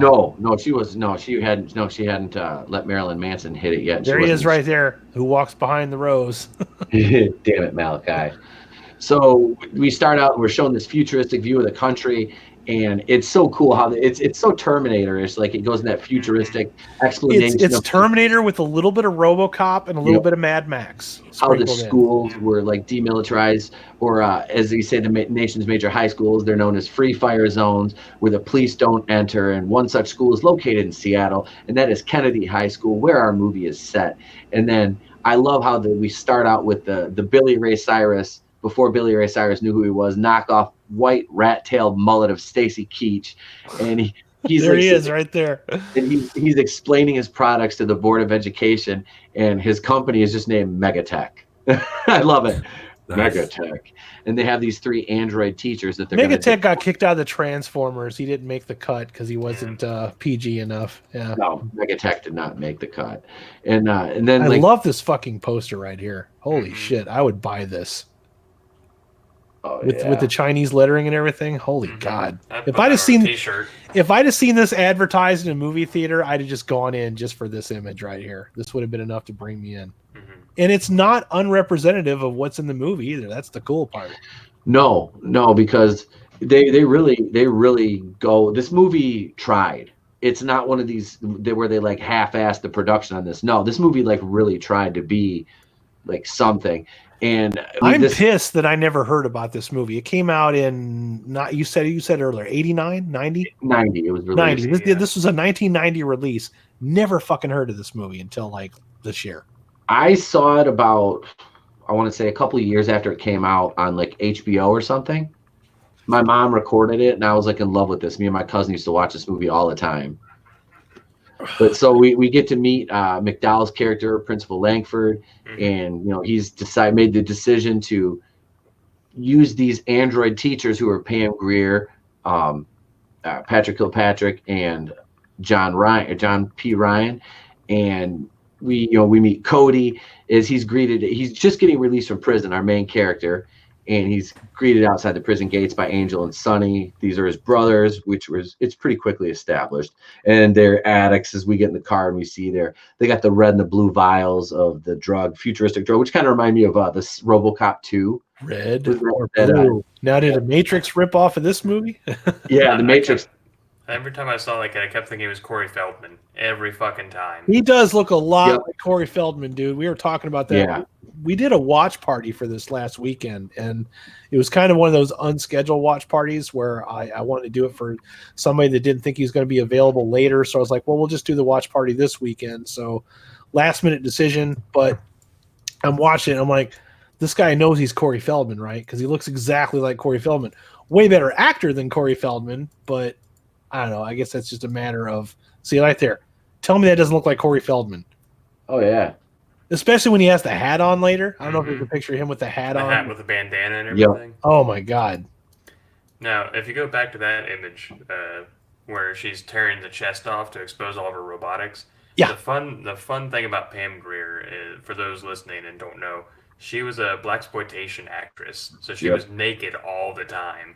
When she does that, they went out of their way to make a prosthetic nipple to hang out of her shirt, and I loved that. And I thought that was a nice touch. And I in the credits, classy. the people that did the special effects had to do a full nude body cast of her. So can you imagine how much they hated their job that day? I'm sorry, Pam. We messed it up. We got to do it for the third time. Yeah, today. You're gonna have to bring it back in a little bit later too. Stare at Pam Grier naked all day. Damn it! Right. But movie studio still hiring for that job? Yeah. Just want to be the guy that pours the cast. You don't want to do any of the other stuff. Like no, I want to be the guy that take measurements, dude. I just take the measurements. Sorry, we did this one in metric. Now we're gonna do it in royal. Yeah. Hold on, now I got to compare it to something. He writes it down on a Post-it note, loses it. I'm afraid I'm going to have to take your measurements again. Damn it! Yeah, we're going to need you to come back in tomorrow. You got to do the pinch test. Hold on.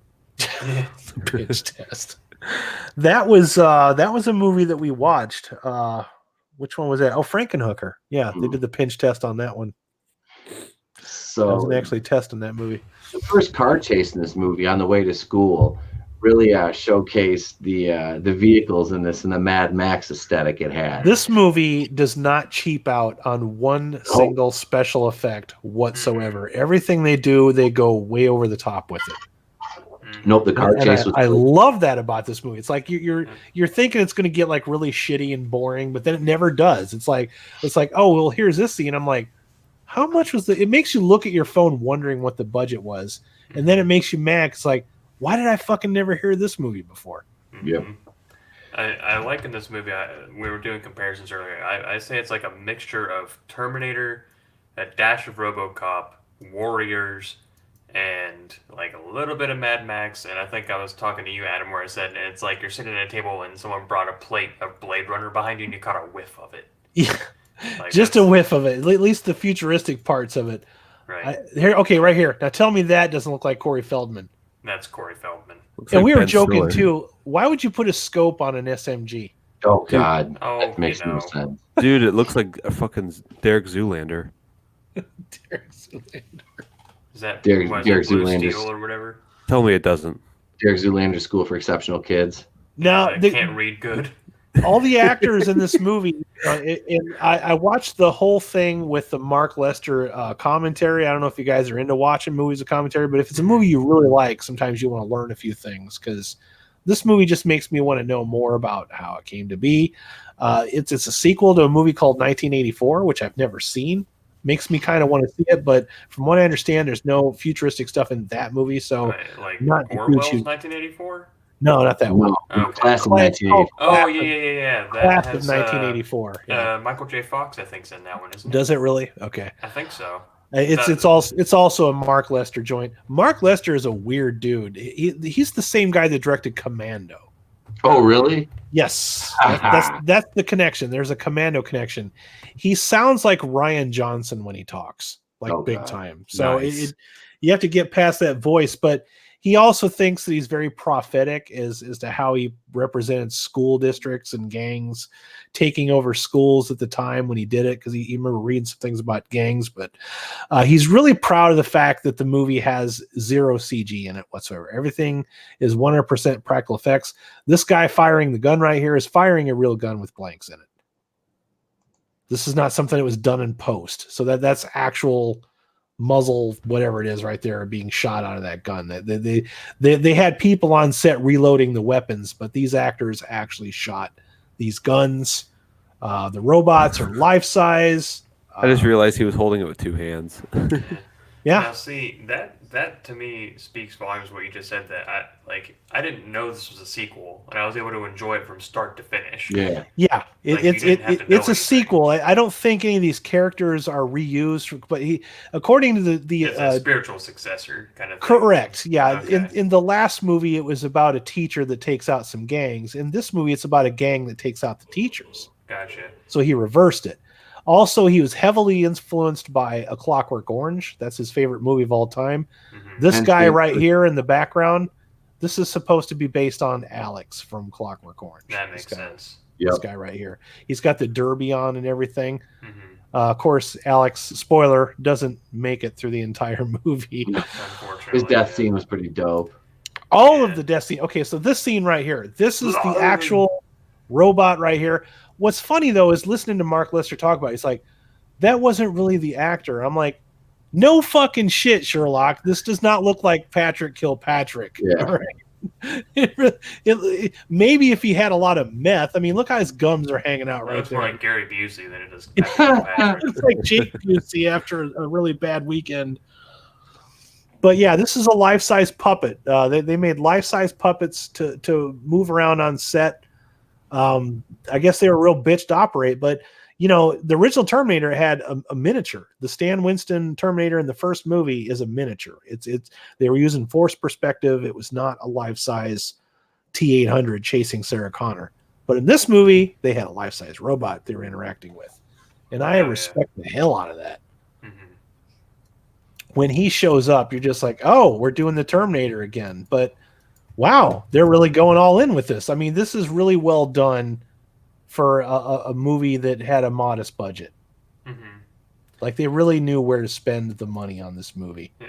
Now, see, where it diverges a little bit from Terminator is that because I didn't pick it up at first. I thought they were just robots, but these are actually like augmented humans. Yep. Yes. Like they have actual personalities and histories and memories and stuff, but they're augmented to be cyborgs. Androids. Also, they weren't designed to be teachers. They were military Military. robots that were reprogrammed to be teachers so that they could test them in the they were rough IG school. 11s. Yes. Yeah, they were. So, for those who don't know, there was a sequel made to this movie called 1999 or Class of 1999, The Substitute, which is a direct-to-video. It came out in 1994. Now, I'm going to have you look something up for me, Adam, because I misspoke when I talked to you earlier. That's how much I liked this movie, that I willingly watched the sequel to it.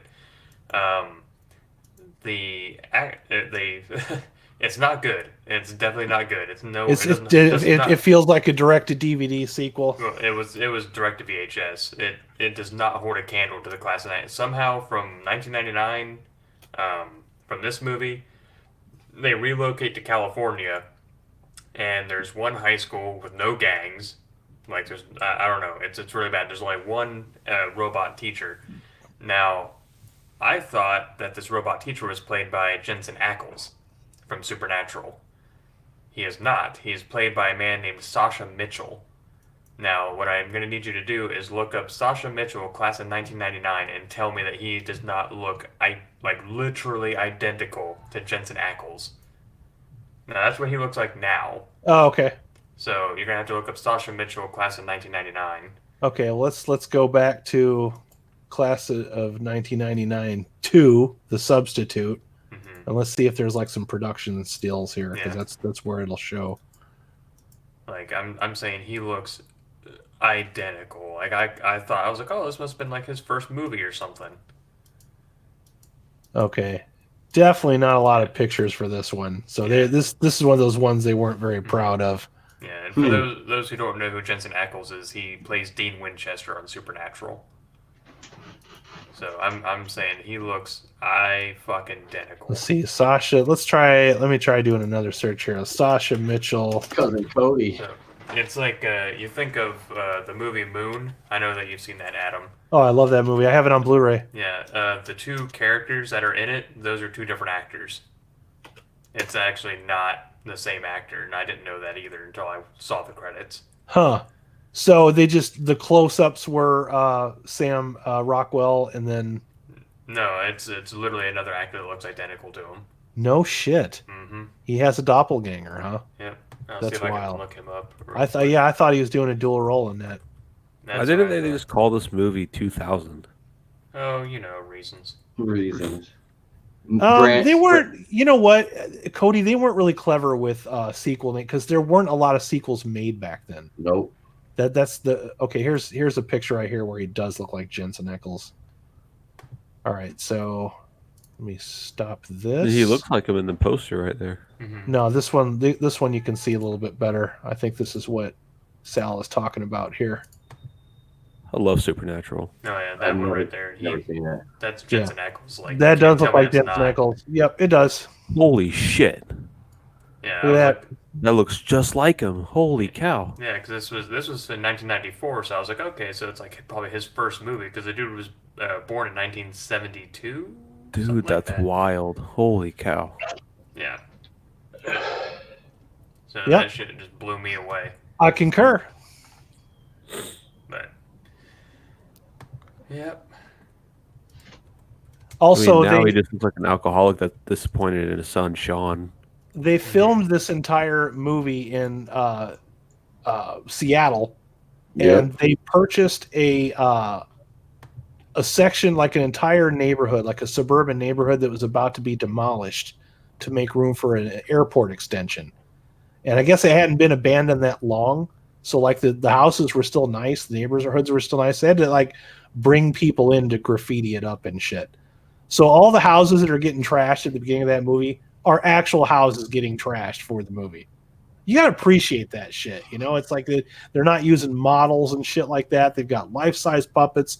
They really went all out with the special effects, because the story's really kind of simple if you think about it. It's like robot teachers done by a military program that's not all that different from, Omnicorp from RoboCop, or not it was an Omni Consumer Products. Yep.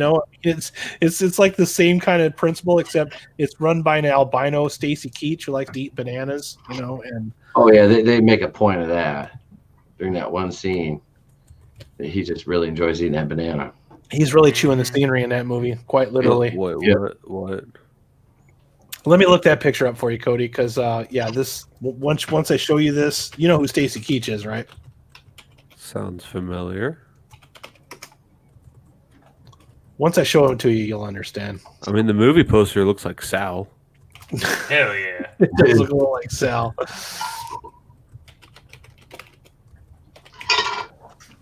Because sometimes IMDb doesn't give us the... Okay, this is the picture I love right here. I'm always using this as like my avatar and stuff. So let me stop this and share that. Stace Keach, class of 1999. There he is right there. Yep. He doesn't follow the banana rule. No, he doesn't. He doesn't give a shit. Yeah, all of this disguise was his idea. This is a wig. This is a very expensive wig. It's a $3,000 wig that he's wearing. He's a doctor, actually. Here's the mullet that right here that Pete was talking about. They show it from the back. Get that big rat tail shit going on right there. Keely Chow, thank you. He was Titus's dad on the show Titus with Christopher Titus. I loved him on that show. I remember that show. Yep. Dude, it looks like J. Jonah Jameson fell in a vat of Mountain Dew. My dew. Sergeant Stadenko. Stadenko. Remember when he turns into a lizard and fucking half you can't unsee this. You seeing this right here? Mm-hmm. Yeah. So he's the he's not the good guy in this movie, in case you can't tell from that. Okay. Nope. But no, the funny, like when they get to school for the first time, they show the kids going to school, and Sonny. I love that scene so much too. Where they're taking all the guns, they're just walking up with like Mac 10s and M16s and shit. It's almost like something out of one of those Zucker brothers comedies, like they're just walking in, just dropping guns there. The guy's got like fucking flak armor on and shit. It's goofy and over the top, but they commit to it. They play it straight. Yeah. They're not playing it for comedy. They're playing it straight, and it works. I could not find any fault in this movie. The more I watch it, the more engrossing it gets. I want to pull up another shot here that just like I know I keep gushing about the practical effects, but it's like you miss these things because they're not as prevalent anymore. Everybody just wants to cheap out and use CG. Let me show you this. Like nowadays, they would just put like a blue sock on their arm and then just CGI in some bullshit. And sometimes it looks, convincing. See this right here? He looks a lot like fucking Christian Bale in that photo. In that scene, yeah. There's a better shot of it. Let me see if I can find it. Maybe I won't.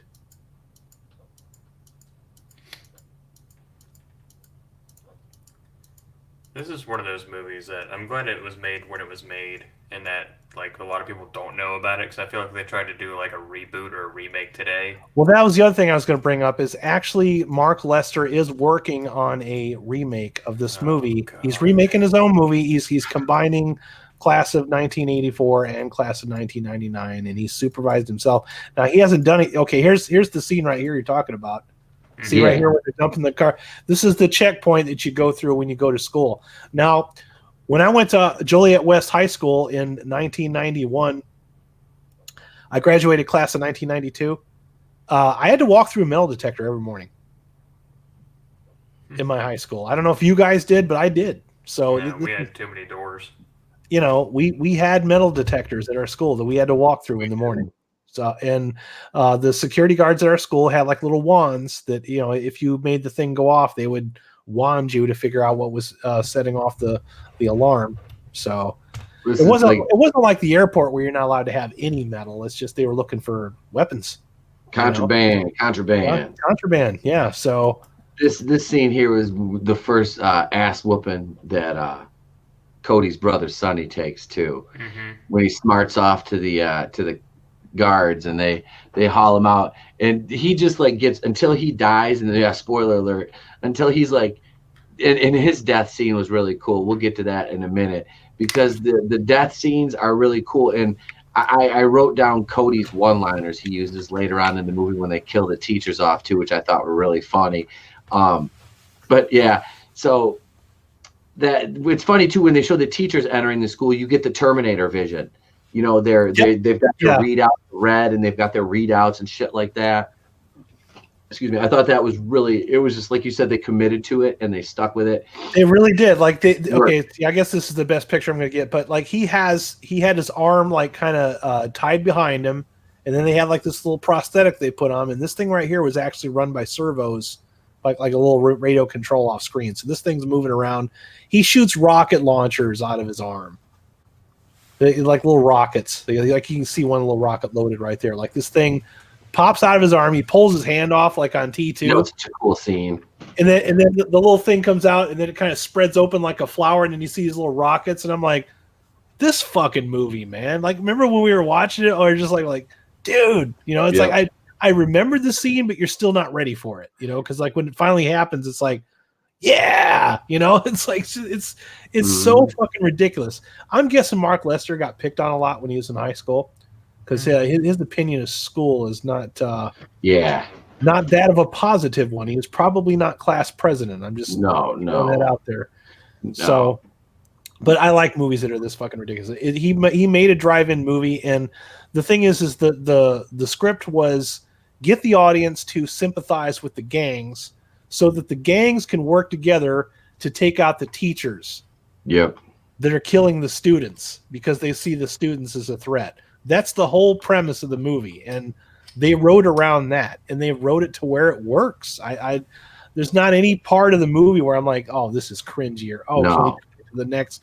No, it was never boring. Let me see. I can't show the scene because I would get probably a copyright claim because this does belong to somebody. But there's a scene where what's that guy's name? John Ryan, when he spanks a dude. John P. Ryan, this guy right here, he gets a hold of a couple of guys that are fighting in the classroom, puts the guy over his knee, and he's like robot spanking. It looked like. Do you remember the Howard Stern show, The Spanking Machine? Yes, that's what it looked like when he was spanking. He's got his feet holding the one dude down, and he's got the other guy across his lap like a little ass boy, and just spanking the shit out of him.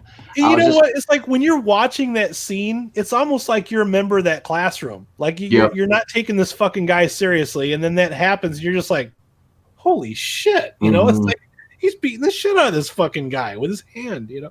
And then Pam Grier, you know, it's all the teachers' introduction scenes. Like, these three are great. They're Grier great. Yeah, beats up Hector and his buddy because they're in Cody's class, and he's in there with the principal's daughter, Christy, again, and they're trying to shake down that kid. She stomps on his foot with the heel, kind of bops him. I mean, it was like she laid it down. And then in the gym class, you get Mohawk getting his ass beat by Patrick Kilpatrick. And then, all the kids in this movie look like they were kicked off the set of Lost Boys. Big time. Like they're like the same kind of post-punk, pre-glam metal. You know, just like that little spot in between the '80s when it was like not quite punk and not quite metal, just like kind of a combination. Rap hadn't really started yet. You know, like somewhere in that era. You know, everybody's kind of the costumes are great. I think in this show too. I don't know how much of that was just like their actual wardrobe or actual costumes, but the other thing that I thought was funny is Pam Grier. Let me see if I can pull up that picture. She's a chemistry teacher, so it's like all of these robots' superpowers are kind of related to what they do.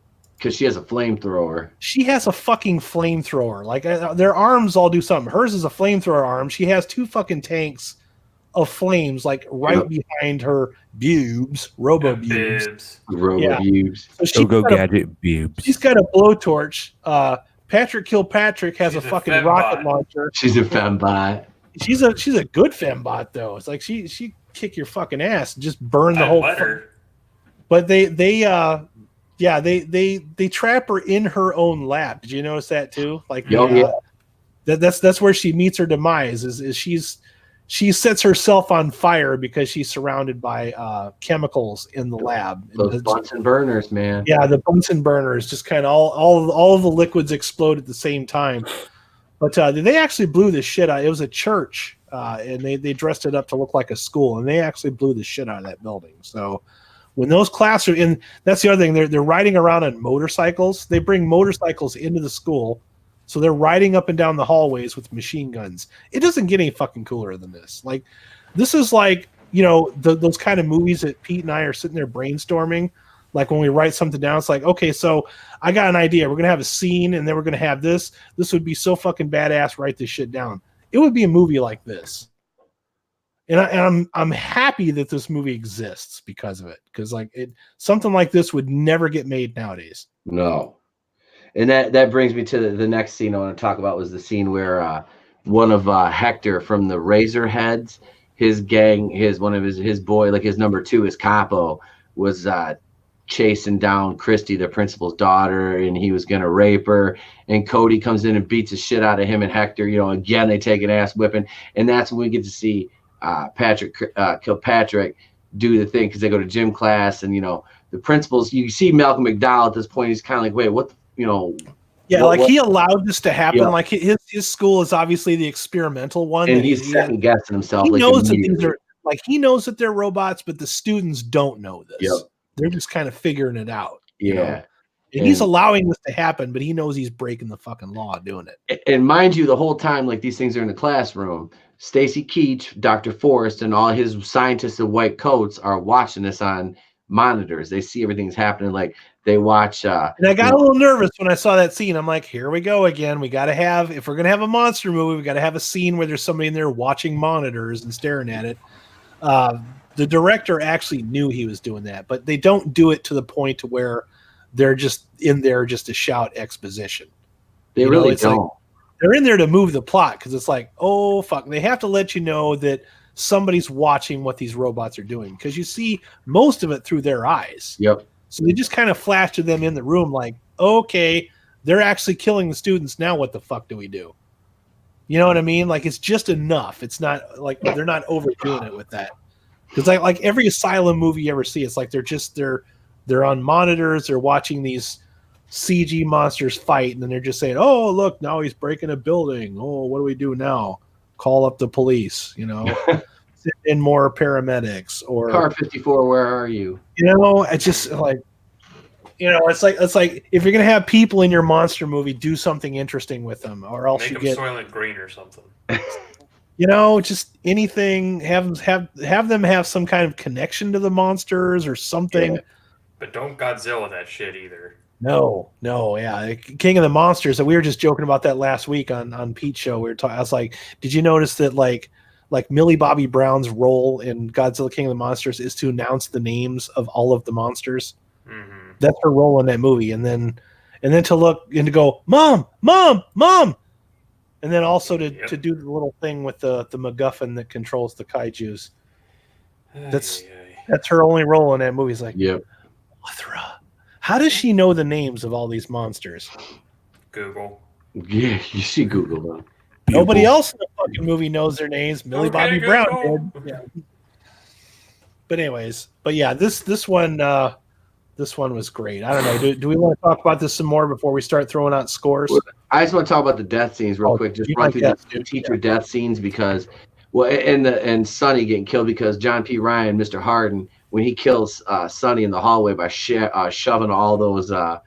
First of all, he takes his hand and he shoves his hand like through the locker because he won't open his locker. And he just goes like this, and he puts his hand out and just goes fit and shoves it through the locker, rips it open, and he's just got all these vials of the drug called Edge laying around in his locker, and it's like, huh? So he fucking grabs all those and like shoves them in his mouth, and he makes him overdose. Yep, makes him OD, and he's like spewing up. He slams his head off the locker, and it's like everybody's watching this. Like the scientists are watching this happen, which we get to see them all like dead. The room gets wiped out. The scientists are just kind of like, some of them are like, "Holy shit!" Stacy Keach is like, "Meh." He's the whole time he's just like, "Meh, whatever." You know? Yeah, deal with it. Let's see here. I'm scrolling down because you know how long of a review I've got here for this. Oh yeah, you got a whole thing set up for that. Yep. This is okay. Wait, let me go back here. Okay, so when he kills Harden is the first teacher to die, and Cody's searching for Christy. when he finds her, he's got his the Alex looking guy from that looks like Alex from Clockwork Orange with him, and that's when Harden kills him with the hook claw hand with the drill, and Cody takes his little Uzi and shoves it in Harden's mouth, and he says, "Your history, Mr. Harden," and he shoots just blows his head off with it. They actually put glitter in that head, so that when they shot it, you would see like more, like it would like reflect the light and like just like. So they filled that fucking head full of glitter, and when they shoot it, they're really shooting fucking bullets out of that fucking head. That was sweet. That's how committed they were to like realism on this movie. Like, no, we're gonna do this shit. Fuck those puppets, I'm like, obviously the robot's a puppet, but everything else is about as real and legit as you can get. So the second teacher death is Miss Connors. She gets killed in the chemistry lab. Cody and Christy they bait her into there, and she's got the flamethrower, and she has that internal combustible gas tanks inside her to shoot her flames. So I love it because you get that axe. Cody hits her with that axe, and he says, "Right here, you mechanical bitch." And after she blows up, he says, "Well, I guess I blew that course." I mean, that the dialogue you can't make that. The kids are kind of cool in this movie. Yeah, they do, and I think that's where Sal was getting that like Warriors vibe. Like I really, their dialogue, like nobody in this movie is really a good person. No. But at the end of the movie, like they're taking sides. The movie has to make you root for somebody, and they do finally figure out how to do it, because it's even the gang members like Cody and Hector have like their little like moment where they come back together and they remember like being friends as kids. You get that little bit of backstory. A little bit of that West Side Story thing going on there. It's like it's like, sorry we like been murdering each other for years, but fuck these teachers, am I right? Yeah, so. And when they kill Patrick, that was really cool, because you get the chain wrapped around his neck. They run him through with the forklift. He spins it around. He starts to raise the forklift up, and then he says, "Have a nice stretch, coach," before he separates the head from the body, which was really cool. They tried to kill him with the forklift. But yeah, so this movie was fun. It was kick ass. I'm looking forward to doing another stool bend review of this one. Well, since you did your homework, I'm gonna let you be the first one to throw the score up. So I think you've earned that. Oh, well, this one right here, I'm gonna go 5s on this one. I'm giving this a 5 out of 5 on the criteria of just being fun and kick ass and all practical effects. It was ambitious, and I think it hit all the marks.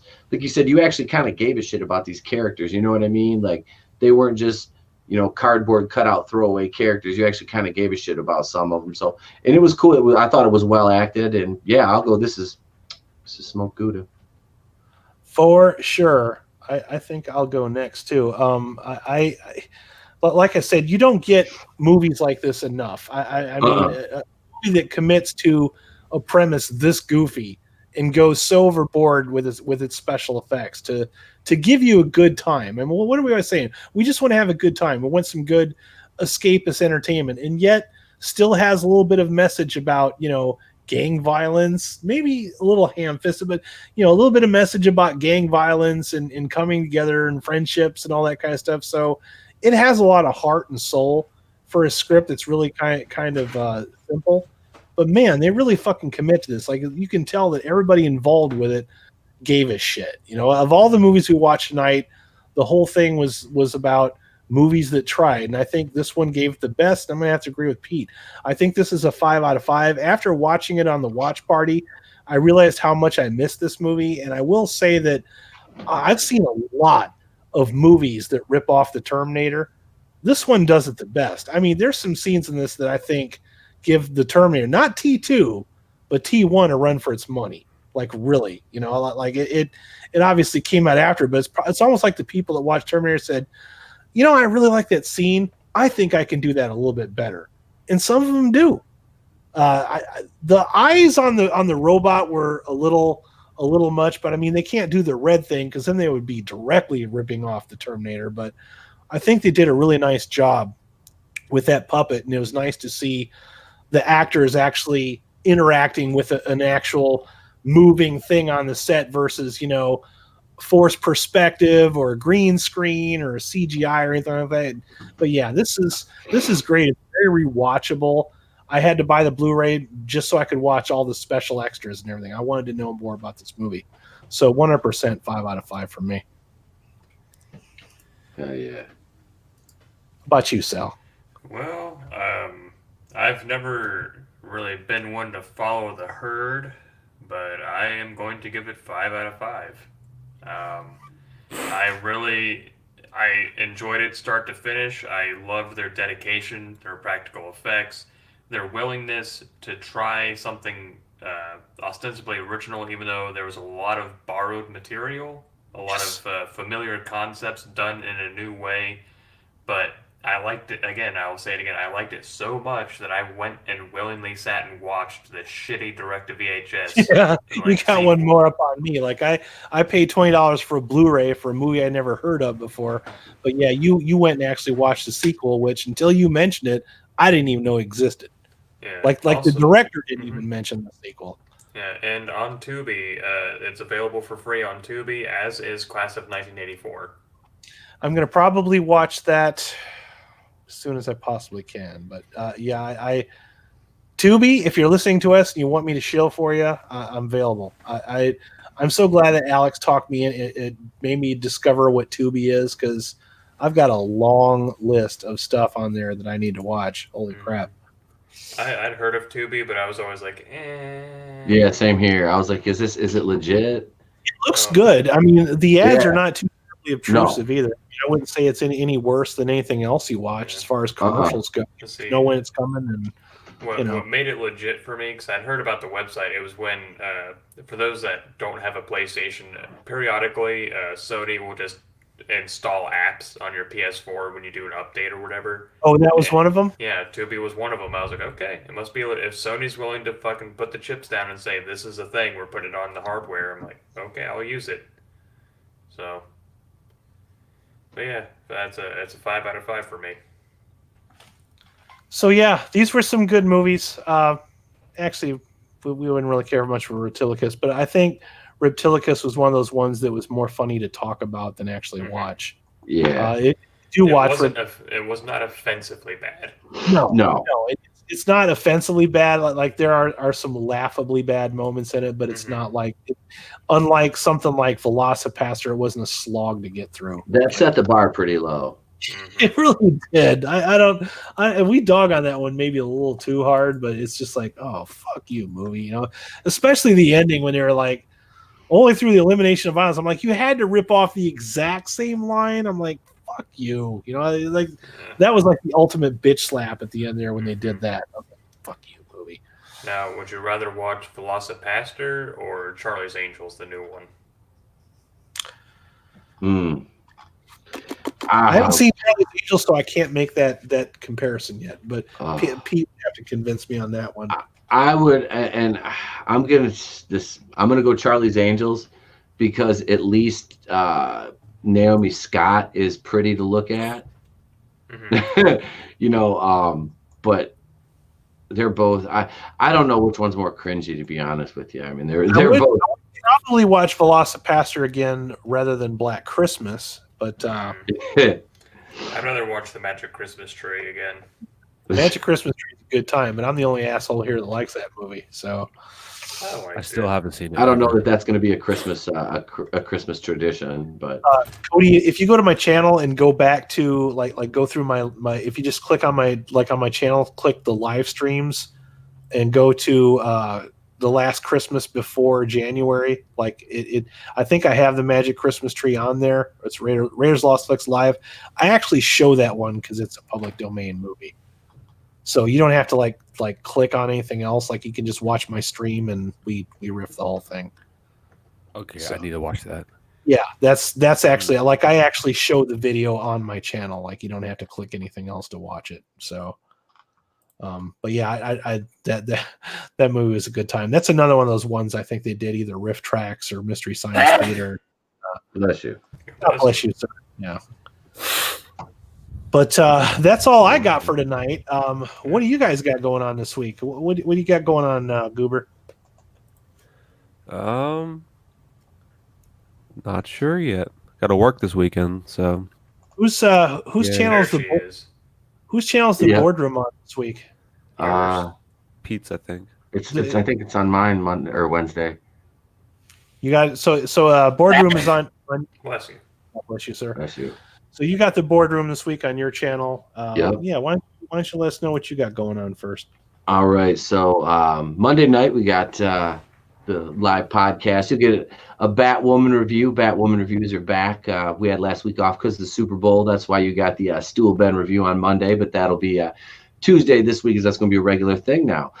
So Monday you get a Batwoman review during the day. Then Monday night you get the Place to Be reviews episode live, number 87. We're closing in on that 100 mark.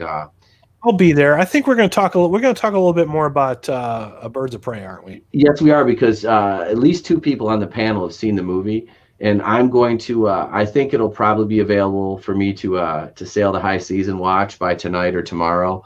So I might try to do that, and because I'm not going to see this. I mean, I watched your review, Groove, and I've watched a couple of the other bit, and I have to say that I really laughed at what Beyond the Trailer Grace Randolph said, because she shit on this movie. Okay, that makes me want to see it. She shit on it, and then she was like, "But it has representation, so we have to give it a pass." It's like, that she undercut it then. Yeah, and Jeremy Johns called her out for it. Yeah, you know what? And good for him for doing that too, because it's like you need to pick. You need to decide how it makes you feel. You need to you need to drown out all the outside influences, which is really hard to do, especially for this one, and then just rate it and fucking commit to your rating. Yeah. You can't go back later and say, maybe I was too hard on that movie. Maybe I like it now. I honestly don't feel that way for anything that I've ever reviewed. I don't. No. It's like first impressions are everything with a movie, man. It's like maybe you'll start to like it later. Like I told you guys earlier, I didn't like Phantasm when it first came out, but then I started to like it later, But read the Player X, read the Bounding Into Comics review. I'm really curious as to how that's going to perform over the weekend, because I'm hearing not all that great. They had a $4 million Thursday. I'm looking forward to doing my box office Terminator numbers, man. I'm looking forward to my box office breakdown on Monday night for this one. 4 million on Thursday. Those are like Terminator numbers. I think it's stupid. Terminator Dark Fate numbers, I should say. I think this movie's in trouble already.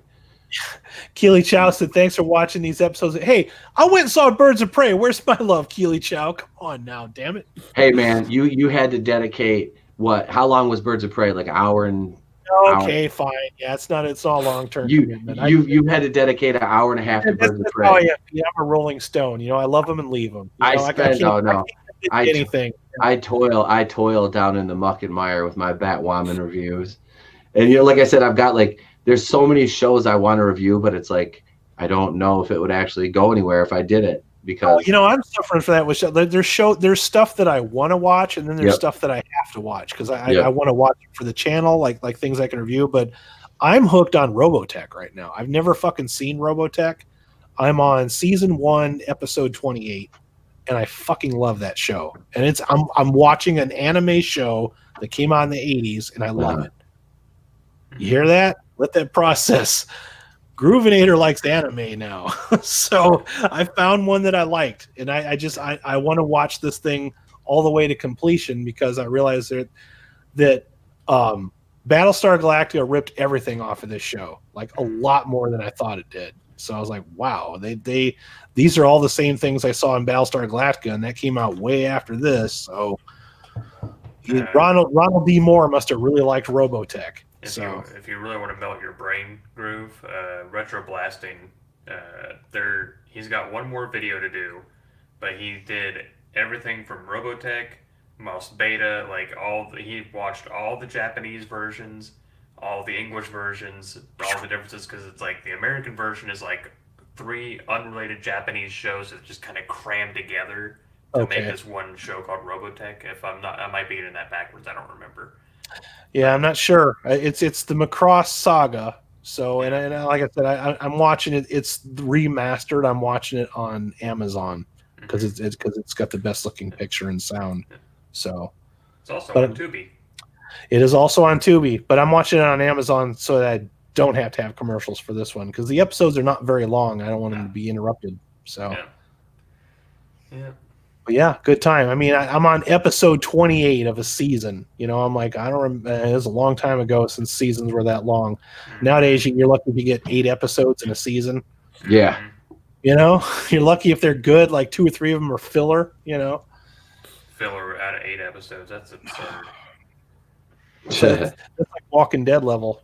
Oh, Adam, were there any boobs in Birds of Prey? No. Of course not. It's meant to avert the male gaze. There was no boobs or nudity in Birds of Prey. It's rated R for nudity and a little bit of violence. Or no, not nudity. Language. Ian McGregor, Stunning and Brave. I meant to say language. Yeah, no, there's no nudity in Birds of Prey. It's just that they like to say fuck a lot, and there's a little bit of blood here and there, but that's about it. Yeah, the Black Mask, he likes to peel people's faces off. Good for him. They don't show that in graphic detail. They just kind of show you like you'll see somebody walking up with a knife, and then they'll cut away, and then a second later he's like walking around with a face. You know, so it's like, oh well, that happened. Yeah. So we'll talk about that more on Pete's show on Monday because I'm sure that my review doesn't answer all the questions, and the reason being is because I didn't want my review to be too long because people tend to tune out when my videos are longer than 15 minutes. So I will answer anybody's questions about that movie Monday night on Pete's channel. Etep Kuyan's a place to be reviews, 8:30 p.m. on that show. We'll do that as topic. It is definitely going to be a topic. I don't want to derail your box office totals because I could talk about that movie all fucking day. So we'll just save that as a subject. I feel like I've already seen it because everybody has said all the Reddit spoilers. That it makes me feel the Reddit spoilers were true, and it makes me feel good when because I told you I don't like to watch reviews before I finish mine because it influences me and changes the way I feel about stuff sometimes.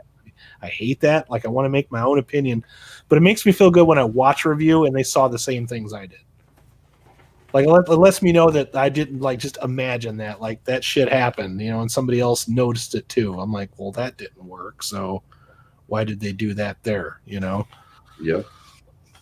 I had you know how we've had the trolls have been out lately on our videos. Oh yeah. Although they've kind of taken a bit of a break since I haven't gotten any comments since Friday. Oh, I got one from in the channel. No, today's Friday. I haven't got any comments since Wednesday. I looked up the guy's channel. Oh, he has a channel? Oh yeah, he's got like 500 some subs, but the troll account, is it the same one I'm thinking about? No, this is a different one. Oh. This is a different guy who left a one-off comment on my video, and I'm gonna find it. Hollywood, is it? No, it's not Hollywood, but this guy sounds like oh man, I'll share a link to some of his videos. Camera. But yeah, it's fucking hilarious, dude. Like he's got like I said, there's like 500 subs, but his videos get like 3 or 4 views a piece. That's it. So I'm just like, okay, so what are you doing? Like, why are you one-off commenting on here? Like, it was hilarious. I'm trying to find it. Cody, didn't you say that you saw Men in Black International? Yes. And it was really bad, right? Fucking awful. Do you watch a show called Honest Trailers? No. You might want to. I'm going to give you a link when the show's over. The Honest Trailer for Men in Black just came out recently. It was pretty fucking hilarious. For the international one. Yeah, they Honest Trailers. They have the guy, like the actual guy that used to do the voices in the '90s, and the trailer. Honest Trailers is like what this movie actually is, and it's like a parody kind of thing. You know what I mean? And like, hey, you get really bored and watch the, like that kind of shit. But they had that guy's voice like doing all the lines. And then they'll have a post show, and there'll be Honest Trailers commentary, and sometimes those are even funnier because the people will just be sitting in a group talking about why they hated this movie, and they just dogpiled the fuck out of that movie, dude. And it was, I don't know, I get it sometimes. Sometimes it's funny to just watch people trash on something, That movie was so bad though. It really, I've never seen it, but I don't feel like I need to watch it because I have more fun listening to people tell me how bad it was than to actually sit through it. It's Like that's probably something I could only watch if like Riff Tracks did it or something. it's you know? discount Men in Black. it's Dollar General Men in Black. Sal, what do you got going on? Reviews and whatnot. Oh, my Lanta. Well, I've taken Mylanta before. Isn't that what you take when you get up to set stomach? yeah, that's my wife now. Oh. So I filmed a lot of reviews today to include some Ninja Turtle stuff, some ninja stuff, some samurai stuff, this clear dragon that you can't really see, but now you can because my hand's behind it. Well, Oh, you killed me! Oh my goodness! I'm standing. Cody's Me, Sal, down is too. standing. Cody and I are down. Cody and I are down. Me, Sal, and Much Bogan. time to Man get down. the blue, Man down. time to get the blue sticky tack. Oh no! I don't want to be. I don't want to be. No one wants to be boganed. Yeah, I don't want to be bogan. Um, I don't want to be bogan bagged. Yeah. Well, I was actually, for those that don't know, 2 of my reviews. I did one, or I was working on one last week, and today another one I was filming. So 2 in a row, I've had to stop because one figure broke mid-review, and another one while I was going over accessories. Things are in the box. If you watch my channel, I always talk about the box, what's in the box, and go over the figure itself. What's in the box? I was missing some accessories, so I have to mail back 2 figures in order to finish those reviews. But yeah, after I finish up with these samurais and ninjas, I'm going to probably do some speed reviews on Star Wars stuff just to get all that caught up and out of the way, and then we're going to start working on my alien reviews.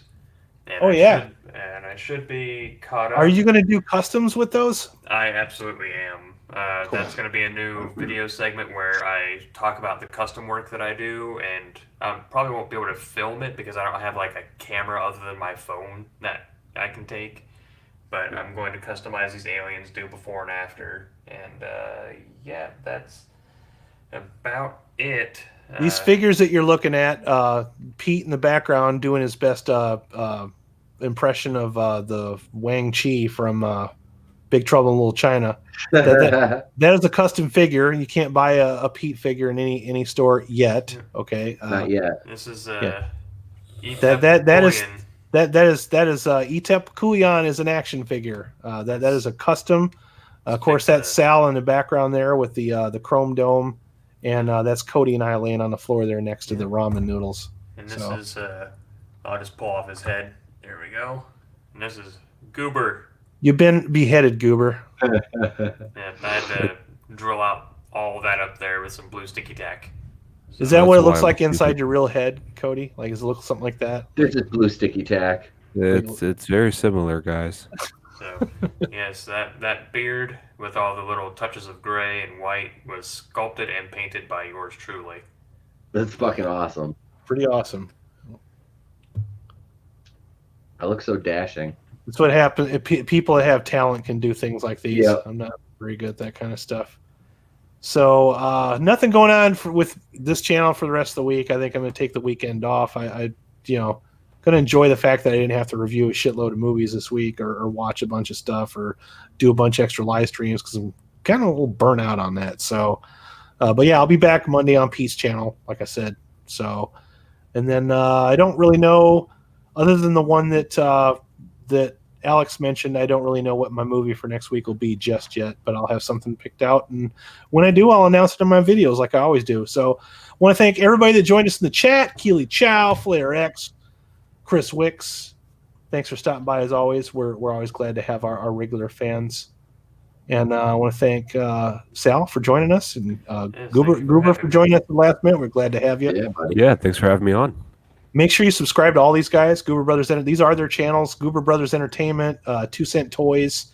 The links to their channels are not only in the description, but they're on the main channel, my main channel website. They're on my affiliate channels. You can get their links there as well. So if you haven't, make sure you join our Facebook group. And this has been another episode of Raiders Lost Fix Live. I'm your host, the Groovinator, a.k.a. Adam. You guys have yourselves a groovy day. Peace.